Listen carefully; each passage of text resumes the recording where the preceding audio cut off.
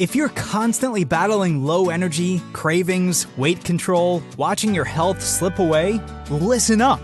There's a simple daily protocol they don't want you to know about that's helping people ditch their meds and reclaim their health. Up to 88% of Americans potentially suffer from some degree of insulin resistance. The Feel Great protocol is a simple 2-step daily system designed to help your body work with you, not against you. Step 1. Unimate, a powerful yerba mate extract clinically shown to boost mood, increase mental clarity, and support fat burning. Step 2. A patented fiber matrix called Balance. Taken before meals, it helps regulate blood sugar, curb cravings, and support healthy insulin response. That's it. No crazy diets, no meds, just science-backed support your body actually understands.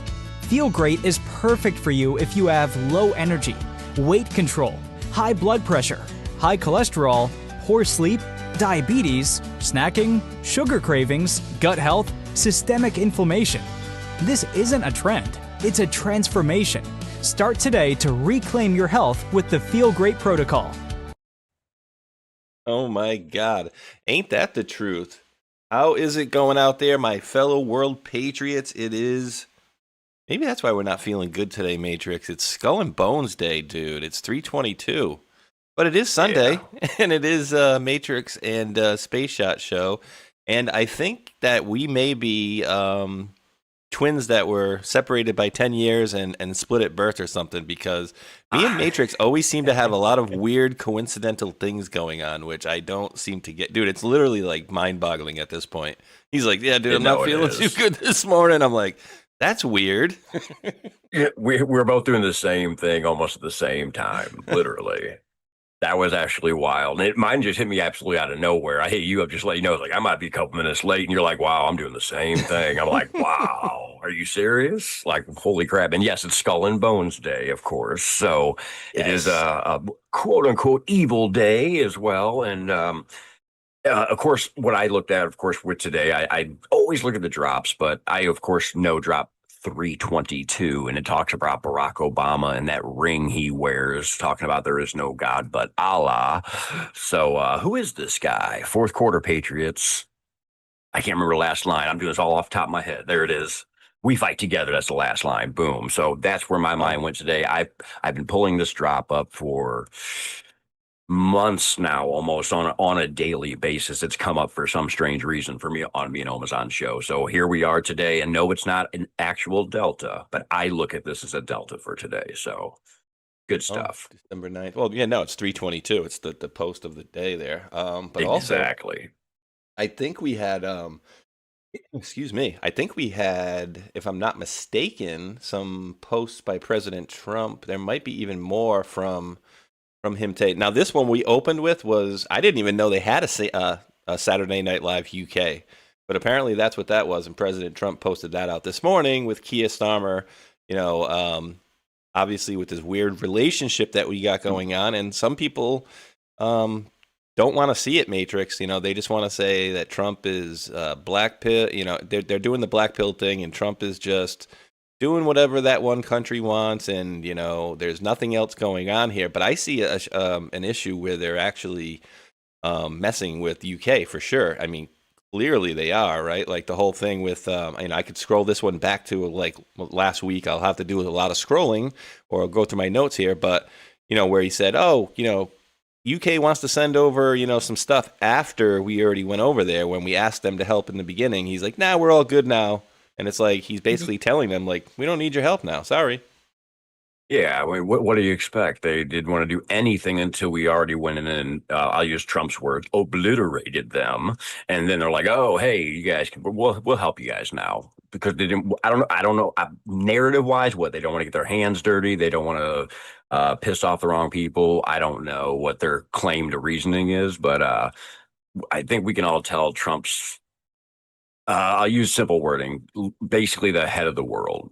Nobody's going to go against what Trump says. But when you do, what does he do? He calls you out, says it directly to your face. And, then you get, SNL UK to even make fun of you. So it works out. And it's funny, too, because they are using these, like, influencers, right? And, even Trump's kind of used them to a certain extent, right? With, like, the Aiden, I forget the kid's last name, Aiden. We just Aiden talked Ross. about Aiden Ross, yeah. And me and Hulk covered it a little yesterday. He was putting out posts where he's messing with this dude who says he didn't get paid, but Aiden Ross kept saying, like, is it because I'm Jewish and because I'm gay? And I'm like, is he gay? I didn't know he was gay. So if he is, whatever, but I just didn't know. But yeah, Trump's used them for sure. He got the Cybertruck from Aiden, remember? Oh yeah, you're right about that. I wasn't even thinking about that. Yep, you're right. Well, and just as a coincidence, buddy, we have President Trump reposting the whole thing about Nancy and them saying that no, we should have known. No. They didn't know.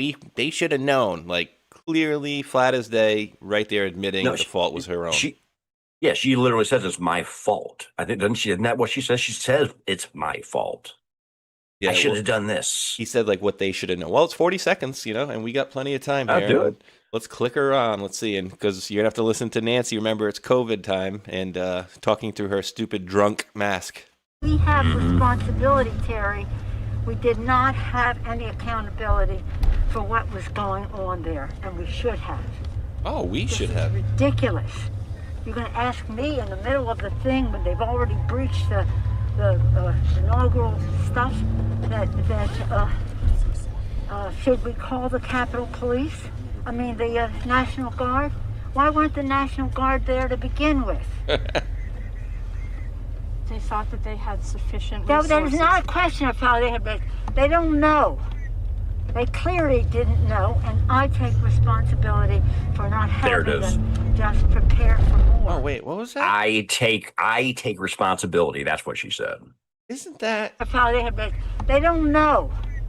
They clearly didn't know, and I take responsibility for. I mean, that's the part. They should just clip that part and then play that part over and over because, I talked about it the other day. Christopher Miller, right? When he said that weird thing with Pence, like, oh, we've been doing some of the most, craziest military things that's ever been done. And everybody's like, what?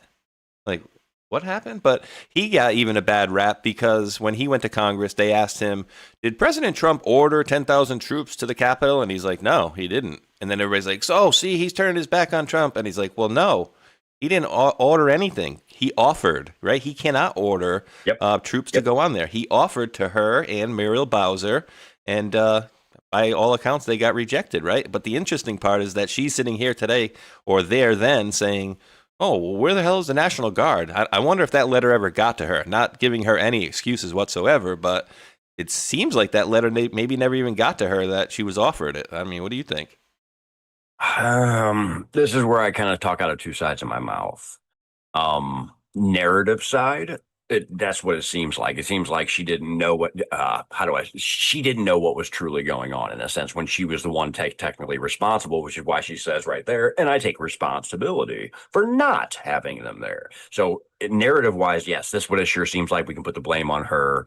And we have basically, anybody with a brain can easily say we know whose fault it is, right? We can put the blame on her, or we can go full control. Purely set up. We have it all already. This was part of the show. What's the odds of her actually saying this stuff out loud on a video camera in a car? What her saying literally on the screen right now, I take responsibility. I don't think that happens too much in a normal world. Would she say that on camera, knowing everything that just happened? So I don't know. Depending on which way you look at it, kind of depends which way how you feel about it. I'm a full control guy, so I see this as being the movie myself, but that's just my opinion. True. And wait, I'm trying to think, dude. Did they clean up Julian Assange's Twitter? Did they get rid of his stuff? Because I was just going to bring up something here, and maybe you guys would remember, but is that him? I mean, he's only got 294,000, and I say only, I got like 35,000 followers or something like that, but like I say only 294,000 followers. That seemed like he should have a lot more than that. And so I'm looking him up because I remember he posted that post on right around January 1st, 2018. That was my foray into this stuff. And I don't see his last post here is 2013. And then if you look up media, it's all gone. This is news to me. I don't have any clue. What? Why would he do that? Trying to see if there's another Julian Assange post or I'm pretty sure. Does anybody in the chat know what I'm talking about here? Because the first video that I ever did was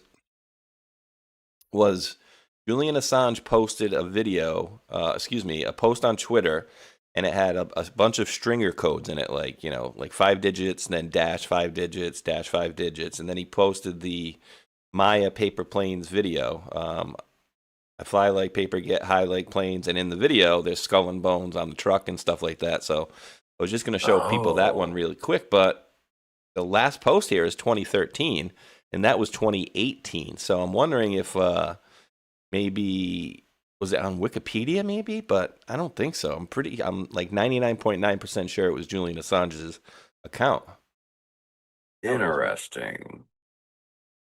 See, I mean, that would mean he, for some reason, started scrubbing some stuff,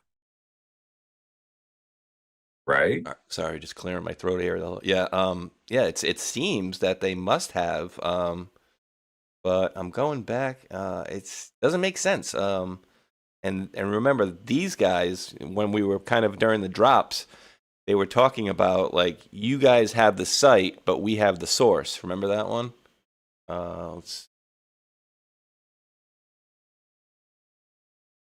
So was Julian Assange in the embassy? You know what I mean? That whole time? What was really going on during this whole time? Because desperate agencies do stupid things. Dead cat bounce. You may have the site, but we have the source. And then they post a WikiLeaks post, which is, why is that certain letter leading anti-establishment Trump voters to embrace regime change and neoconservatism? Interesting. But again, right? When it comes to, again, what you just asked, though, was he really at the embassy, or where was he? That's where I'm going to talk two sides out of my mouth again. Where was he in Valhalla, being safe? Or was he actually going through he was in Russia and then embassies all over the place? And was he really actually being almost extradited? Was he really in a prison? I don't know. I'm not sure. We don't have the slightest clue. Now I'm gonna circle back like old Jen Psaki here in a little bit, and let me see. But see, also think about it though. If we have the source, it means we have them under our control.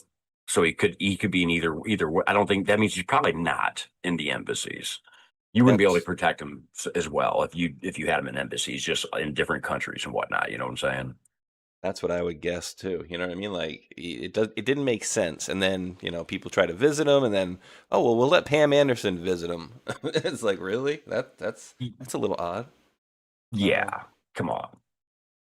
I got something interesting for you too, though.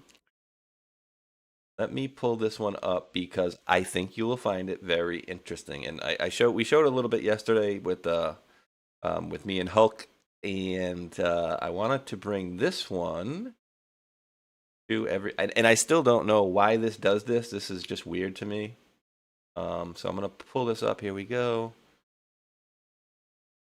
And again, this guy, dude, right? So I'm not going to sit here. I'm not going to sit here and say for the next 2 hours that this guy, who's by all accounts a war hero, but now he's a leaker and he's a bad guy. I'm not going to sit here and bash this guy for the next 2 hours or whatever, because guess what? At the end of the day, it's not going to do a damn thing for anything, right? And I could sit here and say, no, this guy's all part of the script, but I have no idea for sure, right? So, but I'm heavily leaning towards, like, obviously things are going as scripted because we've been getting these points ahead of time. Now, check this out, dude. This is so super weird to me anyway. So we go here. Here's Joe Kent's account, right? And then we're going to go again. All right, we're going to click on his military and intelligence service, right? And so anybody explain to me why this does this? Like, I don't know why it clicks. Maybe it's just it clicks down the page and that's where it is. Okay, that's what it always does, actually. Yes, correct. Where his wife is, or his, I believe that's the ex-wife, right? So Matrix, and this is, if you didn't recognize this or didn't know what this was, I wouldn't fault you because you came in a little bit later. But you have been following this stuff for a long time. So, but have you seen this image before? Omnia Vincula Vincent Veritas. It's the Intelligence Support Activity, also known in various times as Mission Support Activity, Office of Military Support, Field Operations Group, Studies and Analysis, Tactical Concept Activity, Tactical Support Team, Tactical Coordination. Well, she's in that as well, and he was as well. But I'll also show you yet another one. But any comments you want to make on that so far? That logo looked just like a Q. Just got to mention that. Had that thing sticking out the bottom of it, it looked like a Q. Actually, our doc found this as he was showing the other day. I'm like, oh my god, look at that! And then so, Secret Army of Northern Virginia, who we are and what Secret Army. I've seen that. I've seen the logo before, but I don't know anything about it. Special Operations Associations of America, a voice for special operations. Oh dear Lord, that sounds like a white hat op, if anything. Right? Oh, it definitely is. 100%. And then you talk about like our Army of Northern Virginia and stuff like that. And so I'm just showing people this to not, you guys do what you want, of course, right? Like I'm never ever telling anybody what to do. But again, do we know that this guy is not part of this whole script? Because I find it very interesting that he, quote, resigns right the day before or the day of, whatever it was. Perfect timing so that hearing could be asked about it and just laid out in a perfect manner. And again, dude, I've been having this conversation with some folks, my buddy Matthew TNFM last night. And so we were talking about this stuff, right? Like what's going on here? What's really going on? And so let me see. I'm just going to give you, because I want to give you the right post here. So, all right. So I said to him, all I'm saying is people don't know who is who and who's working for who. I said, here's a curveball. Maybe he's working on the plan, whether he knows it or not, and was told to do exactly what he did. Why? To make a huge issue out of that small country having undue influence over our country and many other countries. How are we ever going to stop that issue if we don't ever have huge names blasting it out all over the internet and we don't ever have that conversation? It never gets solved unless we have, the Tuckers and the Nick Fuenteses and the Larry Loomers and all those folks out there screaming it from the rooftops. It's never going to happen until we have that argument. So, any comments on that at all? Because I think it's pretty cut and dry from my standpoint anyway.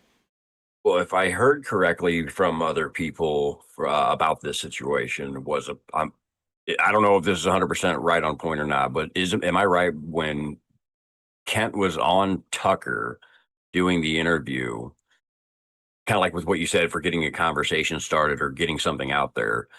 I think I heard that the conversation with Kent and Tucker went viral instantly during the premiere of it or something like that, as though it was a purposely done something that was pushed out to get that conversation started. So with what you just said, I think that falls right into line with seeing that special operations thing. It even had it wasn't a Space Force logo, but it was a similar one. It's a white hat op. He's coming out at just the right time. He was a leaker. He's resigning, and we're supposed to, keep a list of all the resignations as well.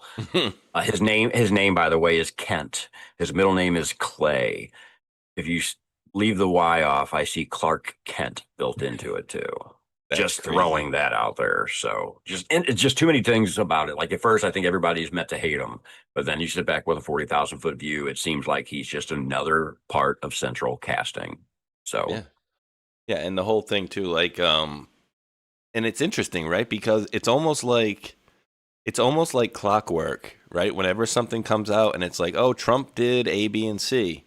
And then, well, look at this guy, Joe Kent. He's working under him, and he came out and he said, there was no due cause to hit Iran.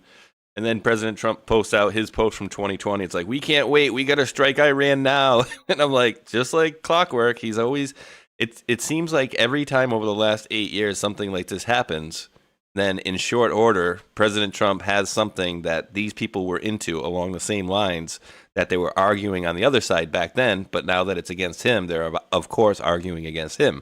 But he always seems to have the receipts, dude. It's hilarious to me.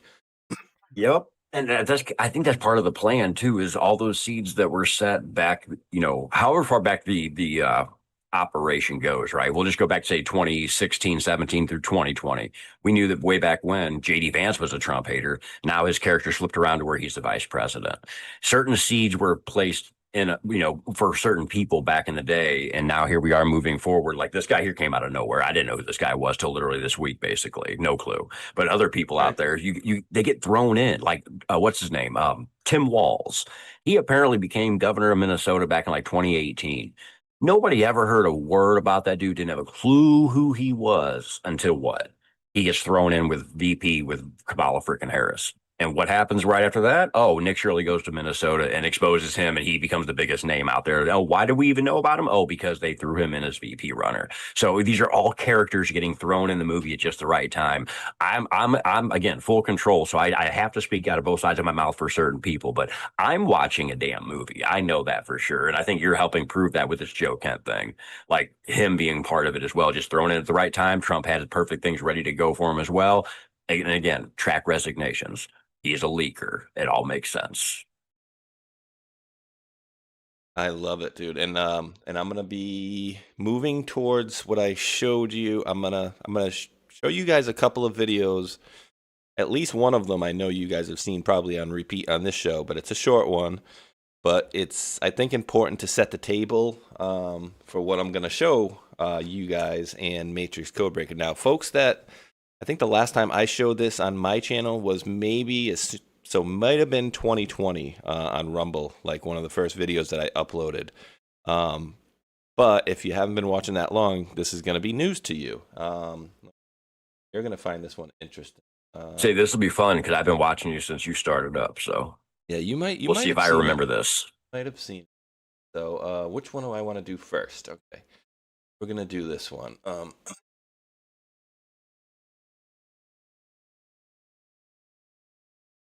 Oh, real quick, we got one thank you to say so it doesn't disappear as well. Mustard Tiger, thank you for Mustard Tiger, love it.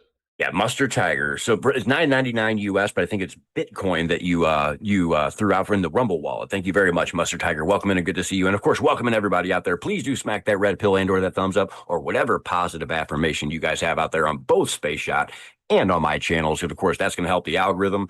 We have been hitting the leaderboard each week as well on every Sunday. So if you guys keep on smacking that thumbs up, hit on both channels, also on Pilled and on Rumble, both his side and my side, help us get on that leaderboard even further because Sundays are going decently well for us. I now keep my eyes on Sunday's leaderboard. So good stuff, everybody. Thank you. Yeah, and thank you for that. Thank you for that Bitcoin. That's actually I've never owned any Bitcoin, but now apparently I do. So thank you for that, Mustard Tiger. And I love some of these screen names, dude. Mustard Tiger. I know. We had oh God, was it Bacon SLUT? That was a good one. Slick Willie's Willie. Yeah, dude. I love some Bacon Slut. I can say it. It's our show. Hey, I got Dog Nuts 10 in my chat. Welcome in, Dog Nuts. Some are just absolutely too hilarious, but yeah, I appreciate that. And this one, and so this is funny. Whenever I look for this video, this one is excuse me, coughing. Yeah, I'm having to clear my throat a lot this morning for some weird reason. Had a lot of activity with my throat, and no, I'm not gay, so we're not going down that road. You took the words out. I was going to say, why are you gay? This thing's sick stomach, and then you can go with that. But no, anytime I look up this, I see my Monday night co-hosts, Lisa's links to it. So she's 8ball at 8Q ball. And so look at this. Whenever I look up this FBI 2008 FBI Obama right here, and whenever I see that bean right there, I always think of my buddy Patriot Politics Research because he has, I think he was actually in the drops in a picture in front of the bean there. But see all these videos that pop up? They're all hers. It's hilarious. So I'm not gonna, yeah, we'll do this one, I guess. Let me make sure the sound is okay.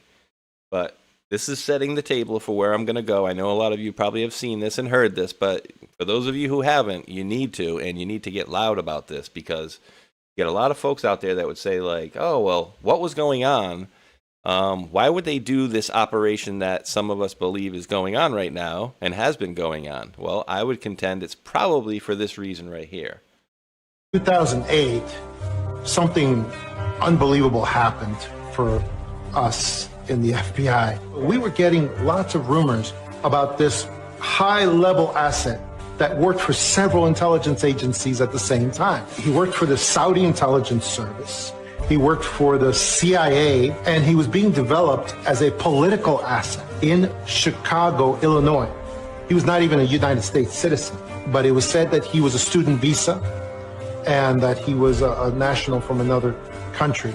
In 2008, everyone in the intelligence structure found out who he was. It was this individual whose name I don't like to say, who became president in 2008 of the United States. And I will faithfully execute the office of President of the United States. The office of President of the United States. Notice how he said it weird right there? He didn't even say it right. He never even said his oath of office correctly. Office of President of the United States. One of his code names was Renegade. What? His real name was Barry Sortoro, but he adopted a different name for his political career. When they ran him for president, the cabal basically, this was the culmination of so many of their plans for so many years.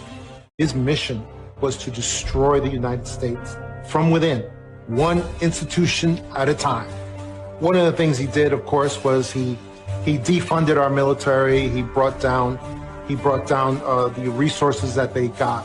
But then he ordered our military in many, many instances and in various theaters to attack our allies and to defend and supply and help our enemies.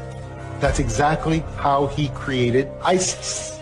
He would say publicly that the military were going to bomb our enemies, but then he would have the military actually bomb enemies of ISIS, our allies.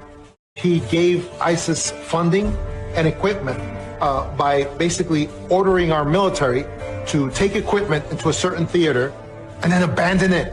And the commanders would say, that's ridiculous. We'd just be handing that stuff over to ISIS. And the president's office would say, don't question orders, just follow your orders. And that. Oh, seems like a nice guy. Little plant action, perhaps? What do you think? Yeah. Oh boy. So, Well, I mean, it lines up with everything I already had heard and known about him. So I don't know if I've seen that exact video. If I have, I don't remember the specifics. But yeah, I mean, he is a POS. He was the start of the 16-year plan to destroy America. He was the first 8, and Hillary was supposed to be the last 8. So I mean, makes 100% sense to me. 100% sense to me. And yeah, when he was doing it, he couldn't even, as good of a speaker as he is or was, he couldn't even finish the president of the United States. So, oh, I'm telling you, dude. dude. And actually, I just remembered I was gonna go show you guys a clip, but I remember I put it on Twitter the other day. And actually, as I'm doing this, I'm just reminding myself, because I remember I had to go back there. Somebody sent me a coffee yesterday, and I don't ever want to forget to thank folks out there. Archie's Ghost sent over an iced coffee yesterday during the show. Says, great show. Did you know, and I did check this out, I did verify, I'll do a little correction of this post here. He says, great show. Did you know Peter Strzok was raised, actually, so I'm not going to correct you. Peter Strzok was raised in Iran while his dad worked there. He had left working Bell Helicopters in Iran to become director of Catholic Charities in Haiti. Searchnewspapers.com for the source. And what I was going to say is I remembered him as writing, oh, Peter Strzok was born in Iran, which he did not say. He did actually say it correctly, which Peter Strzok was actually born, I think, either Minnesota or Michigan. But he did move to and was raised in Iran while his father worked over there. So thank you, Archie's Ghost, for that important information. And remember, we had John Kerry's daughter apparently married one of the wealthy folks over there from Iran as well. Valerie Jarrett allegedly had some connections over there as well. So a lot of connections in the old bummer cabinet there. So Did not know about Peter Strzok, though. That's interesting. About the Iran and Haiti thing, too. Wow. Did you know of the two intelligence agencies that he worked for at the same time? What do you mean? FBI and CIA. CIA? Yep. Both? Sure. Yep. He was like a joint counter task force, blah, blah, blah, blah, blah. Okay, so here's what we're going to get. Obama was even more than that, apparently, then. Obama was doing multiples. Shit. Oh, yeah, multiple people here. So I'm going to probably jack the speed up on this one, and you guys will know why. This elderly gentleman here speaks slower than anybody I've ever seen in my life. So I'm going to put it up to 1.5. It's a 2 minute and 29 seconds, so at 1.5 speed should be just over a minute, I would guess, maybe. Let's see. This guy, he just pauses, and so here's where your mind starts to get melted. You ready, buddy? This is Percy Sutton. Anybody know who Percy Sutton was? Who he was the attorney for? He was the attorney for Malcolm X. Okay, let's just let this play out as we go along here. You ready? Situation with Senator Obama. One, did you ever think you would see this in your lifetime, given your background and what you've had to work so hard to overcome in terms of society? And what do you make of this situation with Reverend Wright, his pastor or former pastor? One, as to Mr. Obama, I think he's the brightest, most wonderful person who has come across the starting line. And I was introduced to him by a friend who's raising money for him. The friend's name is Dr. Khalid Al-Mansour. Okay, so remember that name, Dr. Khalid Al-Mansour, who's also named so he's a Muslim guy, African-American out of Texas. Khalid Al-Mansour, his birth name was Donald Warden. So we're going to get to that in a little bit. Just keep your eyes on that one. From Texas. He is the principal advisor to one of the world's richest men. He told me about Obama. He wrote to me about him. And his introduction was, there's a young man that has applied to Harvard. I know that you have a few friends left there because you used to go up there to speak. Would you please write a letter in support of him? That's because before Obama decided to run. And he interjected the advice that Obama had passed the requirements, had taken and passed the requirements necessary to get into Harvard and become the president of the law review. Okay, so now remember, dude, this is before the election, okay?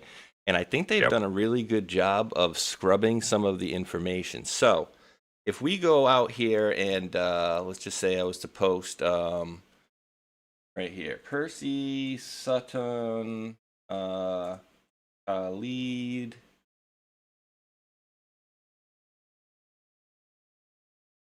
You're going to get all these things where they're saying, oh, no, the Sutton family retracts Obama story. And they did this after he died, of course, right? What Percy Sutton might have been talking about right here, Obama's once benefactor. Oh, we're going to get to this, too. This is great, dude. You're going to love this one.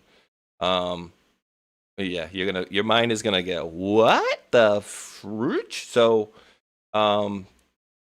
on a phone conversation Monday, Mansour told BuzzFeed Rosie's Gray he had never had a conversation with Ortiz about that subject. He's never given quotes to Jarrett. Okay, this is a different quote. This is quoting about this one here. So basically, as you go back into it, they deny the story. He's an elderly gentleman, and I don't want to speak badly about the man, but he was in his 90s, and he maybe just was mistaken about, what we were talking about, and blah, blah, blah, blah, blah. So they're giving you the whole deny, right?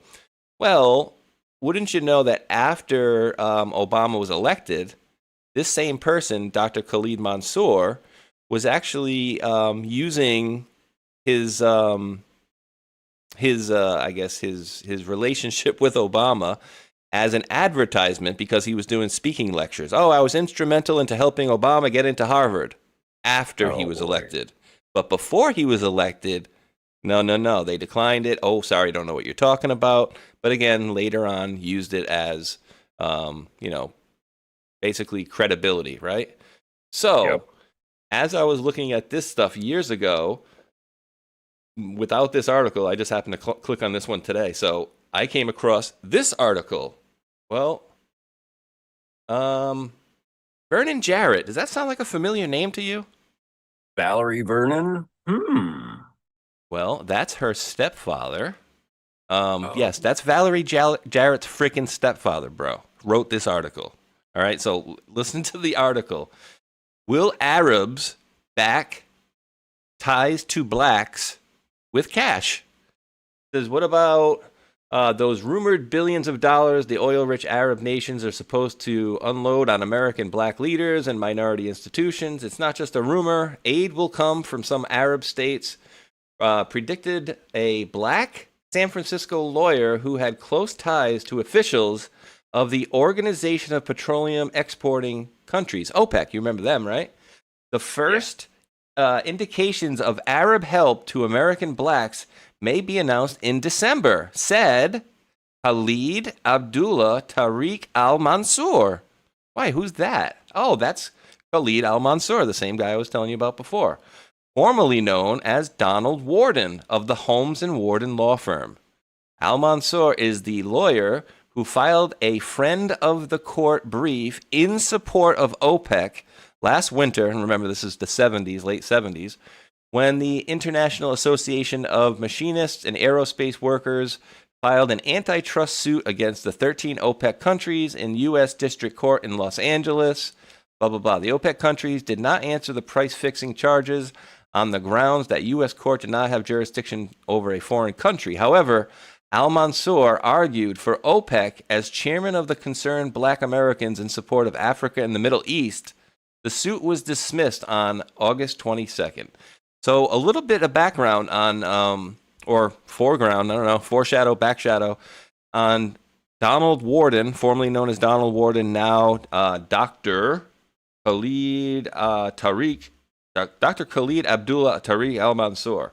Well, do you know who he's the principal advisor to, as luck would have it?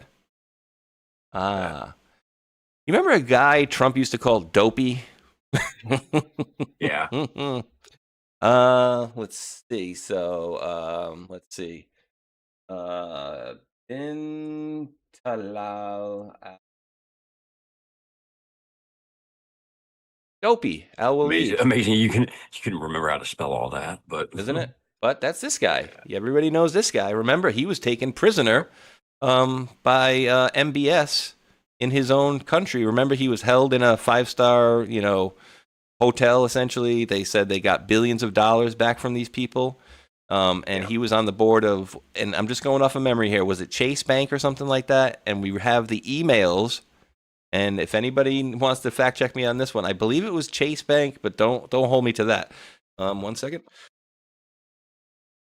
Sorry, little Pepe there again. But there was an email that went out from, I believe it was somebody on the board of Chase Bank, and it went over to Obama's people. And it was a list of possible people that they could fill their cabinets with, right? You could fill the Obama cabinet with. Well, what do you know? Obama picked their first pick on every single person except for like one or two of them where they picked their second pick.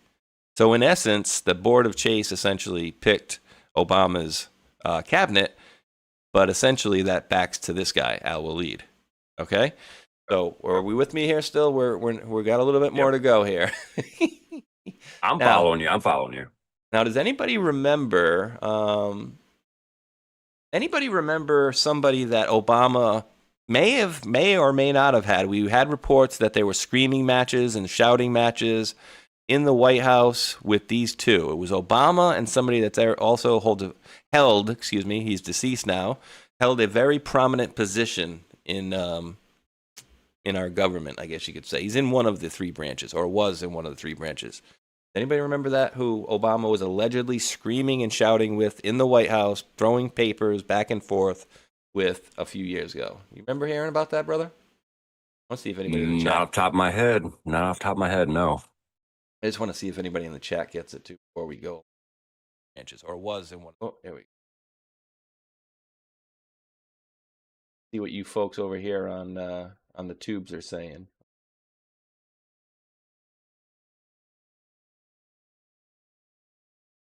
Oh, all right. What do the folks on YouTube say? Anybody? Nope. Okay. Wheezy Girl says nope. Jake Julio Rumsfeld? says General Flynn. Nope. McCain. That's nope. Yeah. Okay. I know somebody's gonna know that. That's why the only reason I'm doing this is because I know somebody out there has heard this. So let me see if I can find over here on the pilled folks. Hillary. Nope, not Hillary. I'll give you a hint. Think law. Think law. Right, I'll give you another really big hint. Think Supreme Court. Does that help?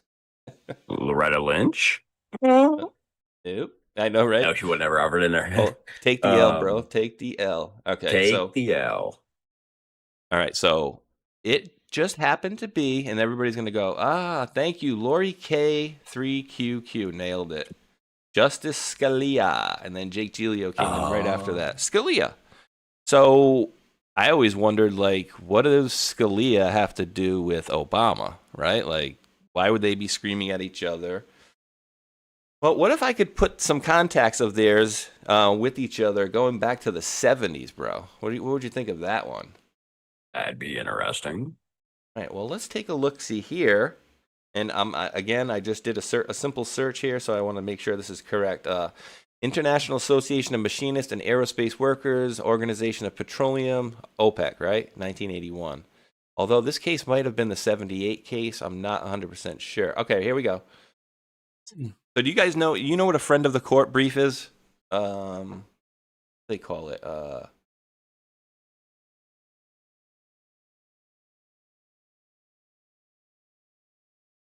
called.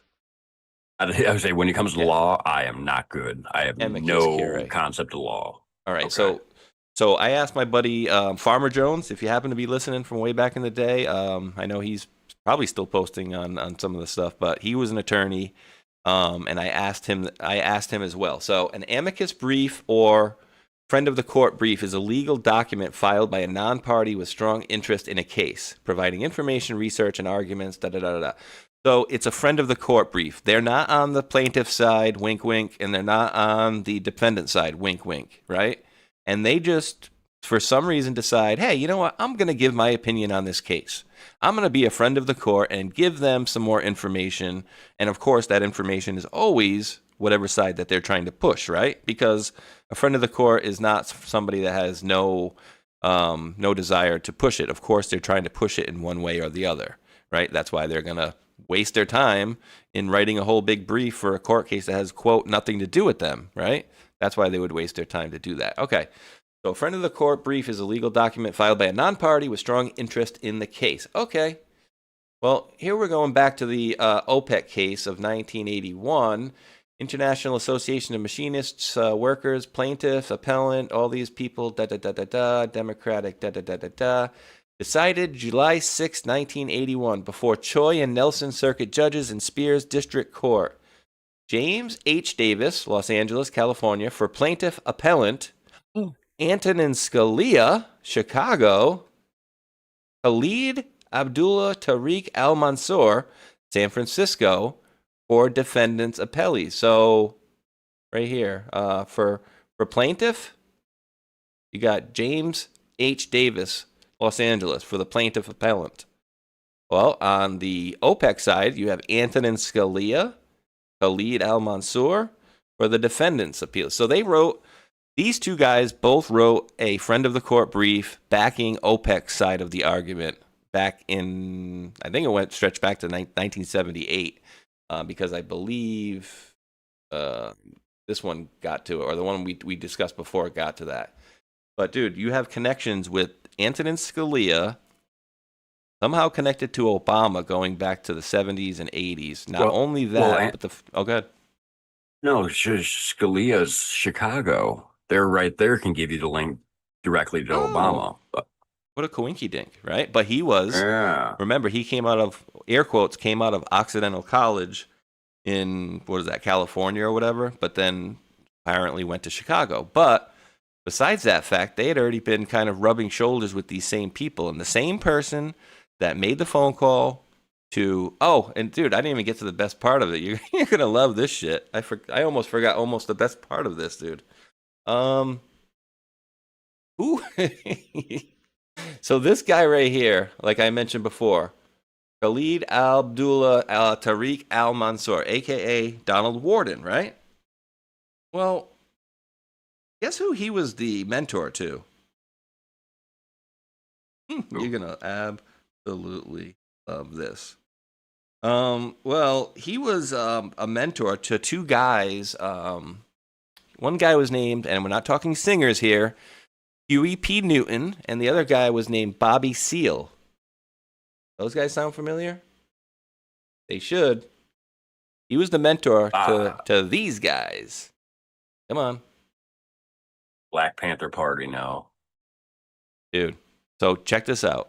You have the attorney, as I showed you in the beginning here, wherever it was, our guy there. So you have this guy right here, Percy Sutton, who was like in his 90s, who got a phone call from the guy who mentored the two guys who started the friggin' Black Panther Party, right, to make a phone call to get Obama into Harvard through Dopey bin Talal Abdulaziz, and also have Antonin Scalia rubbing shoulders with these people back to the 70s in there. Now, remember, how did Antonin Scalia go out, dude? You remember that one, right?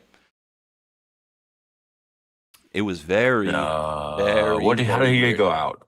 How did he go out? Remind me there. Let me ask Google. I want to see how my brain's already melting learning what I'm learning right now. So yes, I just want to see how Google poses it nowadays. Supreme Court Justice Antonin Scalia died February 13th, 2016 at age 79 from an apparent natural causes while on a hunting trip at Cibolo Ranch in West Texas. Oh, I remember that now. Okay. And location and discovery, he was found in his room at the resort near Marfa, Texas, after missing breakfast. He had attended a private party of about 35 people where they all wore gold masks and hid each other's identity. No, I added that. Cause of death, while no autopsy was performed, because, hey, why would you do an autopsy on a Supreme Court justice that was, oh, wait, he died of natural causes. That's why. A doctor reported that Scalia suffered from several conditions, including heart trouble, and concluded he died of natural causes, specifically a heart attack. Now, as I recall, heart attacks can be deadly. They sure can, can't they? But I'm just going off of my memory and how I remember this being reported. I remember him being reported to have been found on his bed, dead, with a pillow over his head, and also that they had no cameras in the area working, and that this ranch may have been a boy ranch, if you know what I mean, and I think you do. Oh, shnikes. Okay, see, I didn't know. I don't remember any of that. I just remember what you just. It was on a hunting trip, and he just died. Okay, that cute. Interesting. And again, now that he's in Chicago. You got, dude. What the frick? And this goes back to the 70s too. That's crazy, right? Well, don't forget, we also have the picture from the 70s too that has what is it? Bill Gates, Obama, and Big Mike in it, all walking together in the 70s when they're real young. Isn't that crazy? Oh man, all these people have been running together literally for all these years, forever. And so you wonder, right? Like, what was Scalia? Because that was who it was. It was Antonin Scalia, and apparently Obama had a shouting match in the White House where they say papers were thrown around and this, that, and the other. So, you wonder, was one of these person, was Scalia going to say, oh, hey, if you don't do this or let me go or I'll expose this or that, and then all of a sudden he's dead shortly thereafter? Right. Did you also know? Dude, this might be fun too, dude. I mean, just going off on a little tangent here. You remember this one? This is related, in my opinion. John Podesta wet work email. Oh, you're gonna love this, dude. You are going to love this. And I don't know what this video is here. Let me see. I'll just let them play, but because it's got a lot of the stuff in the background here. Marina wants you to come to dinner, Mary. Tony Podesta. To Tony. I'm so looking forward to the Spirit cooking dinner at my place. Do you think you'll be able to let me know if your brother is joining us? All my love, Marina. And I think that is definitely him, dude. You think it you're looks hot like it, shit, yep. don't you? I mean, dude, most people, I mean, I don't know about you, but I got at least, 3 statues at my house in homage to a serial killer, just like Tony Podesta here has the sculpture that's an homage to Jeffrey Dahmer's death. This is literally how they found one of Jeffrey Dahmer's victims in a back arch, like a gymnastics pose, with the head cut off, and the head was next to it on the bed. And so these guys, somebody made artwork out of it, and these guys bought it. But I'm going here. So this is not what I was looking for here. Wet work. Does anybody in the crowd remember what I'm talking about as far as wet work? And I don't even want to play this. Have you heard this one? You will call me father. Yes. And John Podesta talks about his evil twin Skippy. Ooh. Somebody say Skippy in the beginning of that one? All right, I don't even want to go down that road. Yeah, I don't want to do that. I'm just trying to find the thing to see if anybody... all the videos with the little makeup on them and whatnot. When the kids, I hate those. Legitimately hate them. And then there he is. And then Andrew Breitbart. Remember, that was one of his more famous posts besides the war. How progressive guru John Podesta isn't household name as world-class underage, you know what, cover-upper, defending unspeakable dregs escapes me. Oh, then Mr. Breitbart went kind of poof missing DED pretty shortly thereafter as well. And dude, does anybody in the chat remind me, maybe you Matrix, like where do we see these fishy and the 14 symbols? I don't remember that one. Anybody remember that one?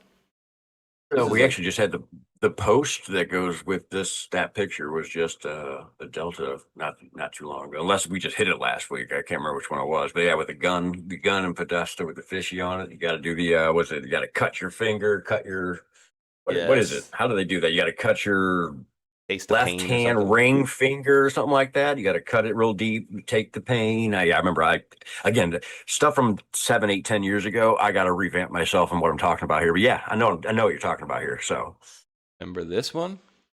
That's it. That's what I'm talking about. The gun. Yep. The fish on the gun. Yep. Bingo. Oh, it's just a weird coincidence, guys. Remember, this was the New Zealand Pew Pew, but just happens to have 14 and a fishy and 14 and a fishy. So, dude, it's just really weird, all these connections that these folks have here. Just really weird, wink, wink. I'm trying to find, what else was I looking for here? Chester Bennington's dad. Yeah, that's a possibility. I mean, and this is normal too, making cakes that look like a human body that they cut into. I might have to wait this part until like next week till I can find it, because I don't want to have folks waiting. But there was another, let's see, let me see, like this. This in the drops? I can't remember if this specific part was in the drops, but play this video. John Podesta, Tony Podesta, Chester Bennington, Brian Bennington. Oh, wow. Yep. Wait. Telling you, bro. Wait, hold on. That's Chester Bennington's brother right here?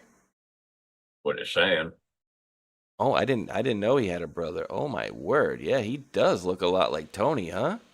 And he does look a lot like him. Yep. I've always thought Chester was John's son. Always. Yeah, I'd heard that for a while, but Yep. Where's John been? Podesta the night before Clinton lost. Can you feel the panic in his voice? It'll be just, I don't know. It's sort of hard to even kind of contemplate that. Because it's not just the normal loss. I see people like in the supermarket, I'm a runner. They stop me when I'm running. In the airport. Crazy. And he even said here in December 10th, 2018, let the 4chan lunatics and the you-know-what-anon crazies commence. Like, dude, are you serious? But, dude, I'm trying to find another one. He wrote a script, all right, and then emailed it. Does anybody in the chat know what I'm talking about, or do you, Matrix, know what I'm talking about? He wrote basically what looked like a script of a movie, okay? And snuff film, Madeline McCann. No, I don't know. This dude, I don't even know how this dude's not sued left and right. I really don't. Maybe people don't see what he does or what he posts out there, but so anyways, he wrote a movie script, and wouldn't you know, buddy, that the coincidence, I might have it in my, hold on, I might have a picture of the thumbnail Bree made for me. Let me see if I. You might. It'll be worth it if I can find this dude, because you're gonna be like, "What in the f is going on?" He wrote. Well, you're giving me some stuff today. I'll tell you what. Like, if you could see me, I'm not on camera, but if you could see me, my eyes are just glued to the screen, and my hands on my jaw, just like, what the frick am I learning today? Or should I say, really relearning too, as well, at the same time. Stuff that I don't think about and haven't thought about in a long damn time. Yeah, it's bananas, dude. And so the long and short of it, if people in the chat will remember, there was an email that he wrote that was like it was like a story or a movie, right? But in it, there was some wet work, which we know is like, in a movie, they'll hire an assassin to kill somebody. And, well, wouldn't you know, he even had a map of Texas on the thing and had an arrow going to this one area. Well, wouldn't you know, the tip of that arrow was pretty much exactly where Antonin Scalia was later found unalived. Oh, really? What? Oh, really? Come on. Oh, really? So what you're saying is we are watching a scripted movie. I mean, what? Dude, come on, man. Central casting? Yeah, central casting, 60,000 man army, movies. Well, let me ask you this: with that video we just watched with John Podesta when he was talking kind of goofy, who was recording that video? That's what I'm saying. Yeah, we don't know. We don't have a clue as to. It didn't look like a phone recorded it. That looked like a professionally done video to me. So when he was saying that, to me, especially nowadays with the way I see things so much different than I used to. Now, when I saw that, I felt like what I was watching was literally like a scene out of a movie or a clip out of a movie. That didn't come off as somebody just talking to somebody else and somebody had their phone out and was recording them. So I don't know. Well, here's another time that we had, I'm just going through my photos here, but here's another time when we had another pew-pew attempt on our president. Remember this? This is, dude, I mean, I could literally do this. I could make a show out of just pulling this stuff in, dude. Like all my old screenshots, we could go one by one and make a whole show of like memory lane, and it would actually be a decent show. Here's my old t-shirts and stuff. We might get some of those coming back soon. Yeah, dude, oddly enough, okay, me and my numbers. Look at it, oddly enough, look at the likes on it. 13847. Executive order. One digit off from being 13848, which is executive order about election interference. It's the one digit off from it. And by the way, it's June 10th, 2018. That's before 13848 was ever signed, because it was signed September 12th, 2018. That's creepy. Hilarious. Oh, okay. I'm just trying to look here if I got, because I know for sure Bree had made a thumbnail for a video I did back then, and what it was showing the exact arrow on the video. So like, I mean, I really wish I could find it. Maybe I'll do it for next week. That's unreal. That's unreal. So it's like, yeah, did they kill him? And I mean, dude, I got so many fun old decodes in here, dude, from I don't even know who made half of these ones. Like, I genuinely don't even remember who made these. This is just going. That's all. Yeah. If I go in all my at least if I go in my folders, at least 99% of them are mine. So I at least I know that much at least. Oh God, where is it? You got so many of these old pictures in here. It's hilarious, but I'm actually starting to get to some of the fun stuff. Remember this one? Chicago police, Jussie Smollett alleged hoax letter case handed over to FBI. Oh. Remember, he wrote the racially slurred letter to himself while he was at his show because he wanted more money. Such a oh, is this it? Is this it? Oh, They create racism. They created racism to cry racism. And they call all of us the racists and the retards. No. Y'all literally make stuff up in order to cry racism, in order for you guys to have something to cry about and have something on the TV. Oh, you're gonna love this one, bro. Ready? Oh wow. Going back to 2018. 1707-44, departure of the White House en route to join Andrews Base, 1717 arrival. Jeez. That cheeky. That's nice. I don't remember that. Wow. I'll put her in for her first term.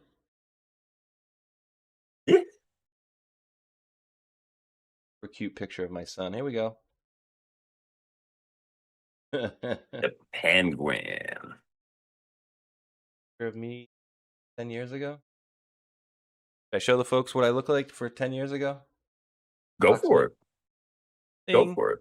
That's me 10 years ago. And actually, my face is a lot thinner than that now. But that's my boy. Actually, that's like 14 years ago. That's all you guys get for now. That's all you guys get for now. Here you go. Dad loves me. But yeah, dude, I'll find that one for next week. Just, we got a lot more stuff we can cover today. It's absolute bananas. But yeah, dude, that thing was exactly where Antonin Scalia died, and he just had his epiphany of a book story at. Isn't that crazy? No. Dude, yeah, heart attacks can be deadly. They probably used a heart attack gun on him in his sleep, knowing they were going to kill him. They're well ahead of time. Let me know what it sounds like to me. Let me know if this sounds familiar. Any of this sounds familiar, guys. Wanted for treason. This man is wanted for treason. Activities against the United States, betraying the Constitution, which he swore to uphold, turning the sovereignty of the U.S. over to the communist-controlled United Nations. Ooh, which we're probably going to get into a little United Nations talk today, too. He has been wrong on innumerable measures. He has been caught in fantastic lies to the American people, including personal ones like his previous marriage and divorce, illegally invaded sovereign state with federal troops. Any of this sounding familiar, guys? Oh, it's like, it's 2.0. It's Kennedy 2.0. This is real, dude. Yep, these are real. Wait, did they put out a wanted for treason thing on JFK? Way back in the day, yep. That was real? Yep. It was in newspapers. Oh, I did not know that. It's the same spiel that they wanted to do against President Trump, right? It's the same old gag. So yeah, dude, that's a wild part of it. I'll see if I can't find the I know in iPhones now you can actually go into like the photos and you can actually search for things like things that have maps on it. You know what I mean? Oh, really? No kidding? Things that have... It's funny you say that. Yeah. I can do words, I just got things like that. Well, you're teaching me something. I just got me my first ever iPhone yesterday. Oh, dude. I think Android can do it as well, but just so you know, let's say I got this post up right here.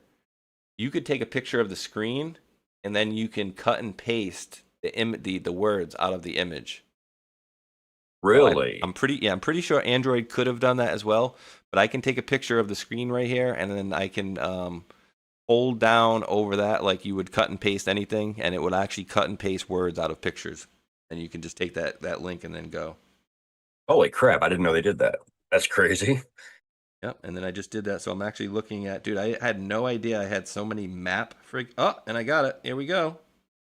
Should have just done this in the first place. Here we go. Let me take a screenshot of it. So, dude, this was my you know what letter video from, this is before Bree was actually helping me with the screenshots and with the thumbnails, and I think you guys will understand why she's helping. She's helping me after you see what my old thumbnails used to look like. Let me make sure there's no other ones in here. Pull up here. Wow, I'm just like scrolling and scrolling and scrolling, and there's a lot of them there. So get this one here, show links.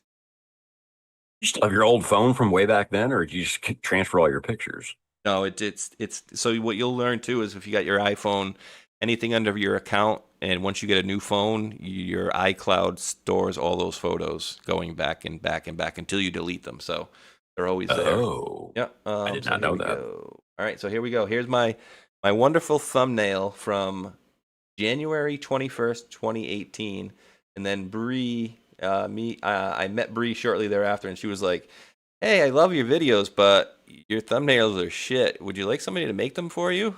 And so, in a nicer way, of course. But here's my old thumbnails, guys. I mean, I was just so busy because I was working 40 hours a week, and I was putting out at least a video a day, that I would literally just take a screenshot of something I was posting for the day, put the date over it, and then put, you know, QAnon, blah, blah, blah. That was the title of it and the date. Part 2, Supreme Court.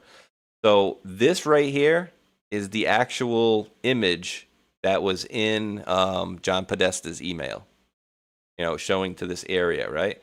And so here is where Antonin Scalia was killed, right? So I put it out the question, did JP put a hit on AS? And that was from the email. So if anybody remembers that, or you know, let me know in the chat that you remember that or not, because that's some old time folks to remember that one. Yeah, I don't. I definitely do not. Wow. No bueno. No use cloud, no bueno. Dirty Carpenter said, well, I mean, you got a cloud on your phone, and then you got the iCloud on iPhone too as well. And thank you guys. And the 2 jerks who hit the thumbs down, I appreciate it. Not. But yeah, dude. So that's my Scalia. So remember, who was involved in all that information right there? You had Malcolm X's friggin' attorney, right? Malcolm X's attorney was given a phone call by the guy who mentored the 2 guys who started the Black Panthers to ask for a favor that could Malcolm X's old attorney put in a good word for Obama to attend Harvard to become president of the Law Review, which he did. So, okay, you got all those people together. Then you can lump in Dopey Al-Walid bin Talal Abdulaziz, and then Dr. Khalid Tariq Al-Mansour, who's also known as Donald Warden, which again was the guy who mentored the 2 guys who started the Black Panthers. So yeah, Obama runs with some really nice folks, guys, and he's definitely not a plant. I don't know what else to tell you, bro. And again, though, just to add on to that too, and again, before we went back to 78 already. We go before that, and the pictures of Bill Gates with Barry and Mike when Mike was still regular old Mike. So it blows my mind how far back the connections go. It's literally the one big club from back then who is now in charge, was in charge of the world. So it makes 100% sense. So, but holy crap, bro. That crazy? Yeah. That did I scramble your brains a little bit? Yeah, you're making connections with that. I don't. Put it like this: you're also showing me stuff that's not my specialty, not my area of expertise and whatnot too. So you're feeding me info that's good for me as well. You're giving me new information that either 1 I've heard and don't remember, or 2 is brand new to me. So interesting. Excellent. I got a cool little video to show you here. Let's see how it looks. Let's see how it looks on full screen here. Just this is totally real, guys. It's not AI. Wink, wink. Nudge, wink, nudge. wink, right? If you've seen this is pretty cool. Here we go. Unblock the screen for folks here. We got the sound, and here we go. Ding. Hoorah! The Marines started at a bar in Philly called Tun Tavern during the Revolutionary War, and this place was straight fire. Excuse me, are you Samuel Nicholas, the owner of this joint? Damn right it is. How can I help you? We need some badass motherfuckers that are definitely not pussies. I've got just the crew you're looking for right over there.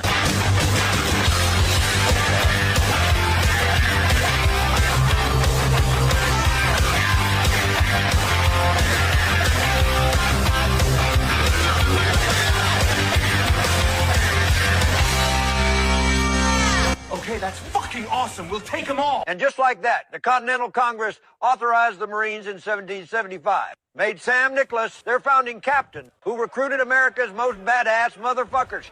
straight out of bars like Tun Tavern. And these dudes were always down for crazy-ass shit.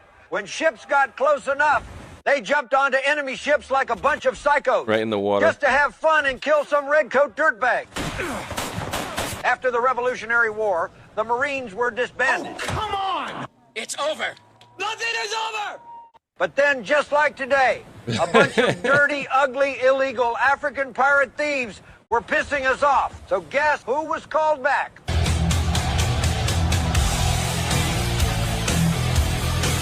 Hoorah! The motherfucking Marines. Only 7 Marines and some wannabe mercenaries crossed 500 miles of African desert to attack the pirates on their home turf during the Barbary Wars. Now, if you want to see the rest of this video, you must subscribe. Oh boy, it's getting crazy out there, dude. I was gonna say the best part is you can't get copyrighted on AI stuff, but they threw in a bunch of friggin' songs in there to mess with us. Just gotta fix the volume. Oh man, that's so funny. That was great. But dude, what are you making of all the let me put that back. What are you making of all this stuff that we're seeing? Like meteors and weird objects that are flying around? I actually happened to come across a couple of those both last night and today when I first woke up. Here's the thing. I don't know what to think of it because I'm one of those people that don't believe in the way that NASA claims the world to be. Oh. So when I see the stuff that's claimed to be falling from space, I don't know what I'm actually seeing. Oh, so okay. I'm not real sure, but I will say this: it is weird. And when you go, look back at time, they talk about things falling from the sky. Well, things have been falling from the sky for a long time, and typically that comes in turbulent times. You know what I'm saying? So people are freaking out, thinking it's it's apocalypse. We're gonna have a meteor or something show up and kill everybody. I don't look at it that way. I just think it's a sign that possibly things to come. In other words, what we're seeing happen in the world. So I don't know. You don't think it's wormwood? Here's what I think of wormwood. I think wormwood is what the Bible calls wormwood is what other people call Planet X. Ooh, Nibiru. Dude, I was going down that Nibiru road for a while. I had a couple interesting guys. There's a dude from Australia who was like a big anti-proponent of that stuff, and I had some videos that I was like, wait, why is the sun flickering like that? And you know what it ended up being on that? Well, here's the weird part. It was ended up being my problem on that one because I was filming the sun through like you know how you have like the little what the hell are they called? They're called the nets on the outside of your windows there, the screens. So I guess it was hitting one part of it and it was kind of flickering, but that was one part of it. But yeah, there's been a lot of weirdness out there, and if a planet is coming in, then that would also lead towards the NASA model as well, wouldn't it? Well, yeah, but here's the thing: is it depends how you look at it because we don't know what's really out there, truly. So there are stars and there's wandering stars. Wandering stars are what we call planets. So how I kind of see it is whatever the wandering stars are exactly, I don't know. But Wormwood / Planet X is one of those wandering stars that only comes around once every so many thousands of years. So that's at least through the research I've seen. So. Am I wrong in thinking this looks like an almond with a friggin' piece of quartz inside of it, but then it also looks like it has little feet? To me, it looks like it's somebody's ceiling broke open. Right? And then, well, hey, we got this thing here. That looks very crystallized, like quartz on the outside. I can't really see what's in there. It kind of looks like geodes almost, maybe. But then this side looks like the reverse of that. Like dark on the inside, light on the outside. Light on the inside, dark on the outside. And we don't have a clue what it is, but yeah, there's been a lot of these things recently. My buddy sent me this other one the other day as well. To go into my DM here because it looked like it was like floating around and not just kind of going down, if it makes sense what I'm saying. This one here. It was going like across the sky, you mean? Yeah, this might not be the one, but again, this is one I want to show you guys, but Mr. BBB always has this one. So this one I think is the one that's just straight up going down. I believe. Let's kind of go here. Yeah, so this one's the one that's just going down. Let me get into the other. Because the one I'm going to show you is definitely not just sitting there. Definitely not just kind of floating around. It's seemingly going up and then going down as well. Maybe the Watchers are coming back. Yeah, I mean, and here's the thing too. I've said it a couple times this week, and I don't remember this video, but I know there's a few people that said, "Oh yeah, I remember he said that." So the dude John Cullen that did a lot of ballistic stuff on like Butler and Las Vegas did a lot of good stuff. I think he said, "Remember John Cullen? He warned everybody we're approaching a massive asteroid field." And that they're not telling us. Says that Wormwood is on course to impact in September of 29. So if that was the case, then we would have some precursor stuff like this, you would think, right? Yeah. Yep. It would make sense. Heck is March 3rd. I thought he sent this way more recently. Oh boy. What I saw this morning was I wasn't from. I don't think it was Mr. MBB that caught it, but it was another person that. It was during the daytime. Radar or something, or what they call satellites, caught what looked like a lightning flash during the day, but it was actually like apparently a meteor blowing up. Oh yeah, that's interesting as hell. If you can catch that during the daytime. Yeah, there's some really weird stuff, and there's a lot of this as well, floating around. Probably go to him right here and see, because he's got a lot of them. Yeah, he does. But yeah, it's What the heck is that, man? North Carolina. That looks weird.